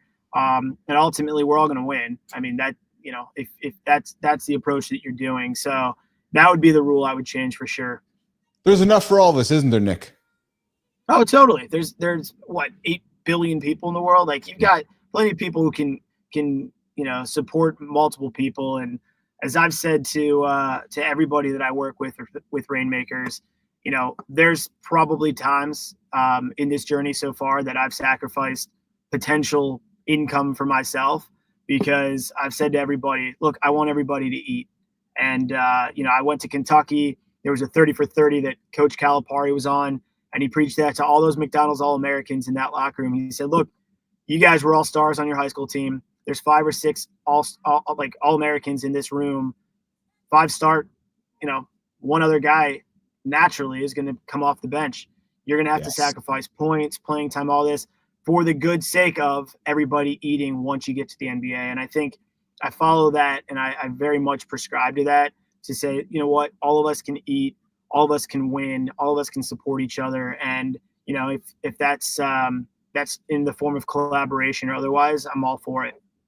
Nick, I'm a fan, man. I'm a huge fan of yours. I'm a huge fan of what you're Thank building. you. Like Likewise. You were you were not here by accident. I love the content you're putting out there, and I got to tell you, brother, I never meet guests before the show because I want it to happen organically and get to know them organically. Everything that I've experienced with you in the last 30 minutes, this is a compliment to you. Everything I've experienced you for the last 30 minutes is exactly how you present yourself online. Thank you, man. I really appreciate that. And that's awesome. That means a lot, honestly. You're true. You're authentic. I can tell what and who your brand is. And that, I got to tell you, man, it's not everybody. I talk to a lot of people on this show and through my journey, and in the ones that stand out, you kind of like, I find myself wanting to walk towards the camera to you and wanting to learn more because you clearly about collaboration. You're clearly not about knocking people down. You clearly recognize that there's enough for us all to go around. Like, just golf fucking everywhere. You're like the kind of guy, like, if we're all playing golf, I'm happy. And I don't care where you're playing golf, but I'm just Nick Domingo and I'm happy that you're all playing golf. Right? I think I'm right with that. Yeah. Yeah. I mean, look, there's so many more worse places you can be than a golf course shooting. Right? 102, So I think Roofy, 102. Hey, here's a question for you that a lot of entrepreneurs and business guys wonder. Yeah. Rainmakers, the name. How did you come up with the name? There's sort of a play on golf, right? Like what a rainmaker shot is, like a really high shot. And then, from the fact that we're in Seattle, or that I'm based in Seattle, you've got the rain. It seemed like a no-brainer. So that's where rainmakers sort of came from. That's awesome. Nick, I'm really grateful you had time to spend with me today on the show here. We've got Matthew Roof joining us here saying, great stuff, fellas. Authenticity coming through on all sides. So true. Domingo, closing words from you, brother. How can folks find you? How can they connect with you? And anybody wants to get more from Nick Domingo, push your YouTube channel, push your LinkedIn, push it all, brother. Yeah. So Rainmakers Golf Club on YouTube. That's, our main spot where we're putting up 2 videos a week. Putting short clips on there as well. We've got Rainmakers GC on Instagram, where you can find obviously the brand, and then just N Domingo on Instagram as well. That's my personal one.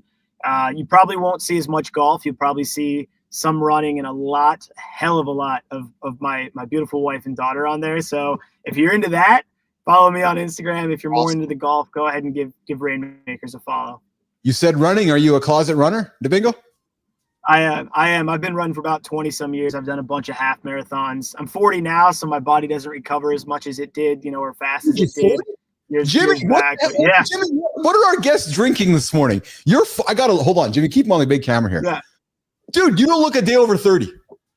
Well, thank you. I shave, so you don't see the gray as much. I see. I always say the trick is people always call when people comment on me, I'm like, I just jack the lumens up. I got to tell you, brother, here's the secret. Every 1,000 lumens on the lights knocks about 2 or 3 years off your face. So don't go to Botox, don't go to fillers, just increase the lumens, brother. I'm telling you. Love it. There you go. That's a little inside tip. I love that. That's an inside tip from Keith to my buddy, Nick Domingo. Nick, I hope you'll come back and hang out again, man. I'm looking forward to connecting with you later today over coffee. I have thoroughly enjoyed our conversation today, man. I really have. This has been a lot of fun. Likewise. Anytime, man. And let's swap roles. And next time, maybe we do it on the golf course, and we just have some content along the way. We'll get my buddy, my business guy, Roofy, to bring the camera. We'll do some golfing. Yeah. Roofy can shoot the 102.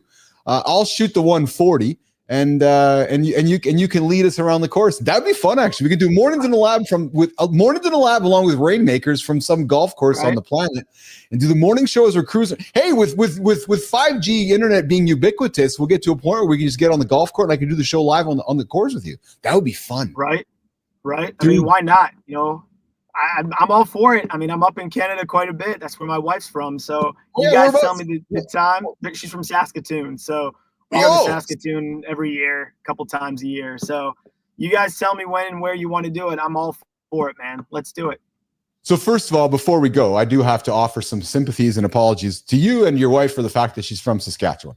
So I'm from Manitoba, the neighboring province, as you know. And as a Manitoban, as a Manitoban, my mom's entire family is from Saskatchewan. So I love to tease my brethren from Saskatchewan because that's just what you do. So, when I drive to Alberta, I try to skip over the province or close my eyes. So I send my love to your lovely wife from Saskatoon, from her friends over in Manitoba, Domingo. That's awesome, man. I will. Awesome. Yeah, I'll let her know. Yeah, you bet. I look forward to catching you today. I thoroughly enjoyed our chat, and thanks for hanging out this morning on Mornings in the Lab with Keith and Friends. Okay, buddy? Thank you, guys. Really appreciate it. Good luck with everything. Best of luck. Holler with any questions or things I can help with. I sincerely mean that. This was awesome. I appreciate it. Hey, listen, I'll be nigging into your ear later today about Maxim and FHM. I'm trying to build a brand new men's lifestyle platform in the mornings here, and I'm going to tell you more about it later today, okay? Awesome. Can't wait. Awesome. All right, Jimmy, let's walk Nick out of here. Woo, woo, woo. Yes. Jimmy, great show, man. Two young men, Doc Wiley, Nick Domingo, both look like they're 20 years old. What the hell do I know about how people look and age these days? My wife just turned 40. She looks like she's 20. I'm telling you, man, everybody is just looking younger here. I'm just going to keep going through life and getting old and let everybody stay young. I love it, man. I just love it. Jim, my wife's never been hotter, man. I'm telling you, she's just aging like a glass of wine that's just getting better every single day. I'm thinking like Doc Wiley. Dude, Doc Wiley, 63? Are you kidding me? When he showed up on the show, honest to God, man, when he showed up, I'm thinking, okay, the guy's like in his 30s because you see his hat on his studio and he's talking. And then when he was talking, as he was talking about his history and what he accomplished, I said, okay, maybe he's in his 40s or 50s. Then he says he's 63? Man, crazy. Rufy, did you think that too, man? I sure as hell didn't. I'm telling you. And then we get Domingo here, who looks like he just stepped out of high school, just driving rainmakers. Jimmy, that guy's solid, man. I'm going to mute him later today. I'm going to try to tap a sieve in his head and suck all the knowledge out from Maxim and FHM and all those legacy magazines, because I haven't told Domingo, but some of the show that we're building here is kind of content from back in those olden days. So I'm just going to have to go suck that knowledge out of his head, just like a fucking siphon. Just suck it out. Oh, but I don't know if we're going to put the half-naked pictures on our. I don't know if we're going to put half-naked women in our show. I don't think that's what our show's about. We're about celebrating and empowering women. I don't know if that's about putting them in bikinis or half-naked pictures on our show. That's probably not where we're going to go. But the content and conversation is probably some of the stuff we're going to have on the show. Okay, Jimmy, I see the clock. Holy cripes. I said cripes, not the other CH. I said CRIPES, cripes. Jimmy, let's do the community corner. I know we got some people we want to talk about over in the Mornings in the Lab community over on LinkedIn and Substack. So I'm pulling it up here. We're going to get to this part of the show here. And truthfully, Uncle Keith is learning how time works these days. Rufy, we got to start selling time, man, because our show just keeps getting longer and longer and longer. All right, guys, welcome. You guys know the sounds. It's how we start the show. It's how we're going to get us into the community corner. Yes, Lady Drew, I appreciate you. Lady Drew, Jimmy. Lady Drew is awesome. One of our biggest fans. You hang out the entire show. You're always engaging in the comments. And Lady Drew, I got to be honest with you. I can't address every comment because you're so engaged, and I love it. But I want you to know I see them. I read them, and I appreciate them. Today's stories. What's going on? Good time. Respect, brother. I appreciate you too. Today's stories in the community corner hit all over the map. A life that looks productive but feels empty. A childhood too comfortable to build grit. A dad who's done being treated like a backup parent. And yeah, one take that reminds you to eat before declaring that the world is broken. Jimmy, let's get into it. Number one, LinkedIn. What if you're living to perform, not to fulfillment? With Shake and Alana Tart, friend of the lab, Alana Tart called out something a lot of us feel, but we don't say out loud. What happens when life becomes just another performance? In her post, Alana breaks down how we optimize, maximize, and strategize everything, even rest. But then Alana flips it, and she reminds us that the real wealth is time, health, and slow mornings. We're going to forgive her for the slow mornings, all right? Because mornings in a lab is nothing but slow. But the biggest wealth that Alana talks about is people who love you back. So here's the question, nation. Are you performing today, or are you actually living? I invite you to tell us in the comments what your version of real wealth looks like. Is it the version that Alana's painting, or is it your own version? And if it's your own version, what does it look like? When everything's handled, what do you actually learn? Do you wonder that? Everything's taken care of. What are you learning? Well, Pete Hunt on LinkedIn hit a nerve with his realization about men who went to boarding school.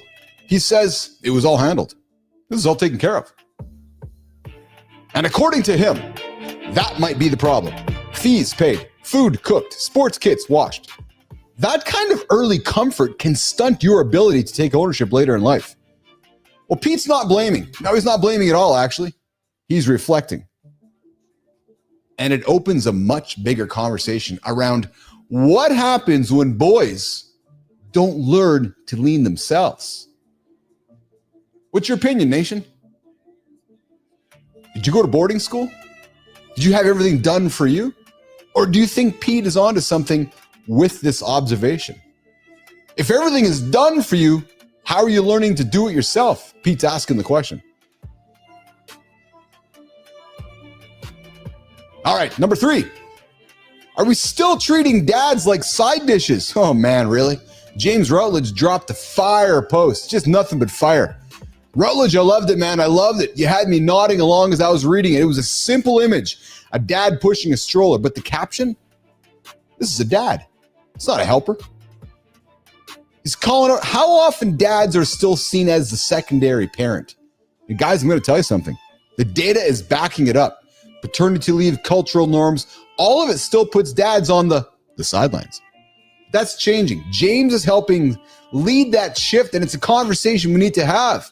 That dads aren't simply bystanders helping mom raise the kids. We're not the babysitter. Jimmy, we're not the babysitter. Over to you, nation. What do you guys think? What does being a fully present dad look like in your world? And how do we make sure we're not repeating old patterns, you guys? How? How do we make sure? Is it by showing and doing or telling? We know the answer to that. All right, Jimmy, let's pivot over to Substack, our other platform we're building on. The psychological habits that are holding you back. Dan Coe just unloaded a post that all of us can benefit from. It's called 7 Habits Preventing You from the Life That You Want.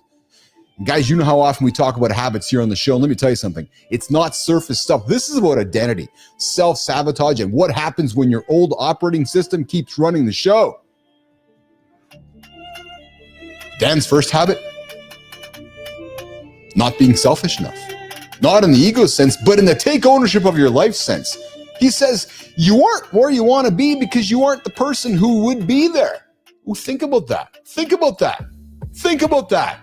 Talk about a gut punch. It's true. You aren't where you want to be because you aren't the person who would be there. I invite you to check out Dan Coe on Substack and read that article. Let me know in the comments, what's one habit you think sabotages yourselves on a daily basis? Are you that person who's ready to be over there? And if you're not, what are you doing to get over there? All right, Jimmy, let's keep momentum going, brother. You heard me say it, momentum. Let's keep it on Substack. Guys, say yes before you're ready. There's a golden rule that Cal Rakowski lives by. She calls it, say yes before you're ready. And her post in Substack is packed with stories of how the best things in her life came from saying yes before she had a plan. You hear me and Johnny talk about it all the time, guys. Get up, get moving.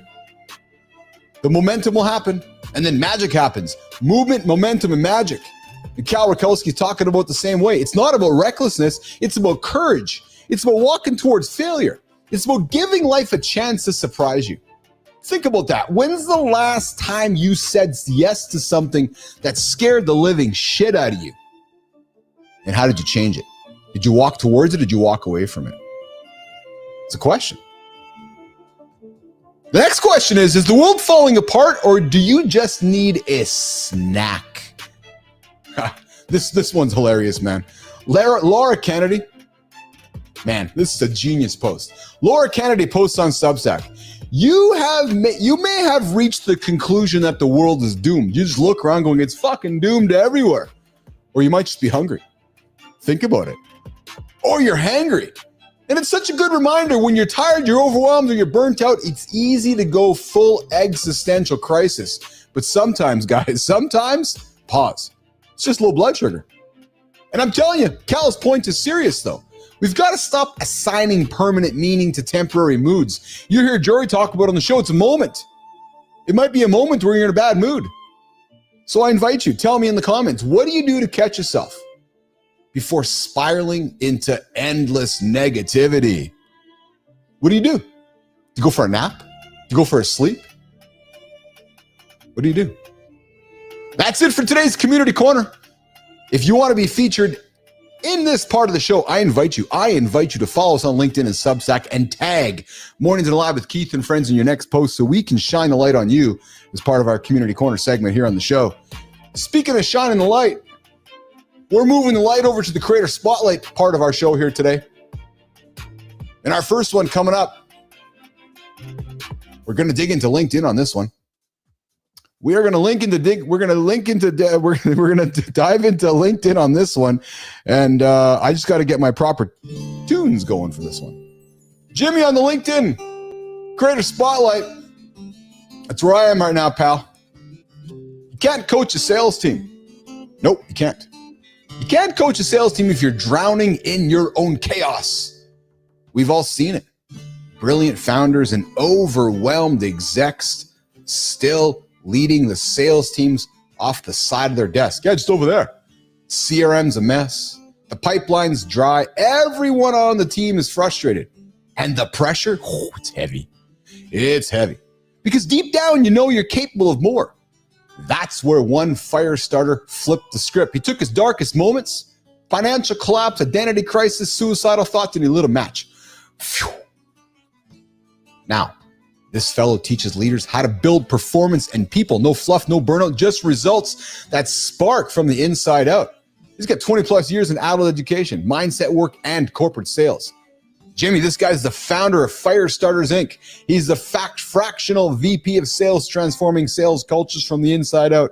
Nation, I invite you to take a moment out of your day to be introduced to Jason Barnaby. What's going on, Jason? What's shaking Jason Barnaby? The guy who's comfortable being uncomfortable. Yeah, that's a true story right there. He doesn't just manage metrics. No, he develops people, he rebuilds cultures, and he breathes real leadership into burned out teams. That's what he does. And if you're carrying the full weight of your sales org, I invite you to check out Jason. He's not just a consultant. This guy has absolutely lived it. Jason Barnaby, he'll help you fix the pipeline and fuel your people. If you haven't followed Jason, I invite you to do so. He leads loud with vulnerability, story, and heart. This is the kind of fire your team's been missing. Check him out, Jason Barnaby, over on LinkedIn. And Jason, here's how it works, brother. Love to have you on the show. True story. Come hang out with me and Jimmy. Come bring your energy, your excitement, your vulnerability, so we can hand you the Mornings in the Lab spotlight that we're shining on you right now so that you can shine it on somebody else as part of our Community Corner Creator Spotlight, happening daily here, 9:30 Eastern Time on Mornings in the Lab with Keith and Friends. All right, Jim, let's keep it rolling, man. Let's go to our next one, our final one here today in the Creator Spotlight this morning. We're going to make our way over back to Substack, you guys. And we got somebody here who I think their content is awesome. I'm a fan of this fellow, and I'm excited to share it with you today. You felt it before. That moment when someone stops listening. You're speaking, but the trust is gone. And once it's gone, good luck getting it back. Whether you're leading a team, you're raising a family, or trying to make your ideas land, your influence hinges on one thing. One thing. It's called trust. And there's a guy who's been teaching everyone how to build it. His name, Jimmy. This morning, Mornings in the Lab with Keith and Friends wants to introduce you all to Jay Klaus.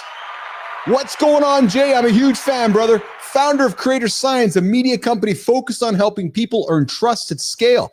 Real sustainability influence that moves people. His Substack, Jay's blog, breaks down the overlooked dynamics that shape how we connect, communicate, and lead. Jay's not just teaching creators. He's teaching all of us how to be heard, respected, and trusted in a world full of distraction. With a community of thousands, a track record of results, and a deep respect for the long game, Jay is building something most people never figure out. A reputation that lasts. So nation, if you care about being trusted, not just followed, Jay Klaus is someone worth learning from. I invite you, go check out Jay's blog on Substack and learn how to lead with trust in every room you enter. And Jay, here's how it works, brother. We'd love to have you on the show. We'd love to have you on the show. We'd love to take the old community corner creator spotlight, hand it over to you, brother, so you can shine it on somebody in your world, in your community, and make them feel as special as they are on behalf of you, on behalf of Mornings in Live with Keith and Friends on the Creator Spotlight in the Community Corner. Daily, 9:30 Eastern Time. All right, well, there we go, guys. We've wrapped up another show here.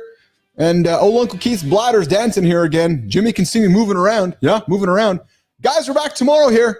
We're talking intermittent fasting. 8 o'clock Eastern Time right here on LinkedIn, YouTube, and X. I'm going to go, Jimmy. Let's get back at it tomorrow. I got to run out of here, guys. We'll see you tomorrow. Ciao.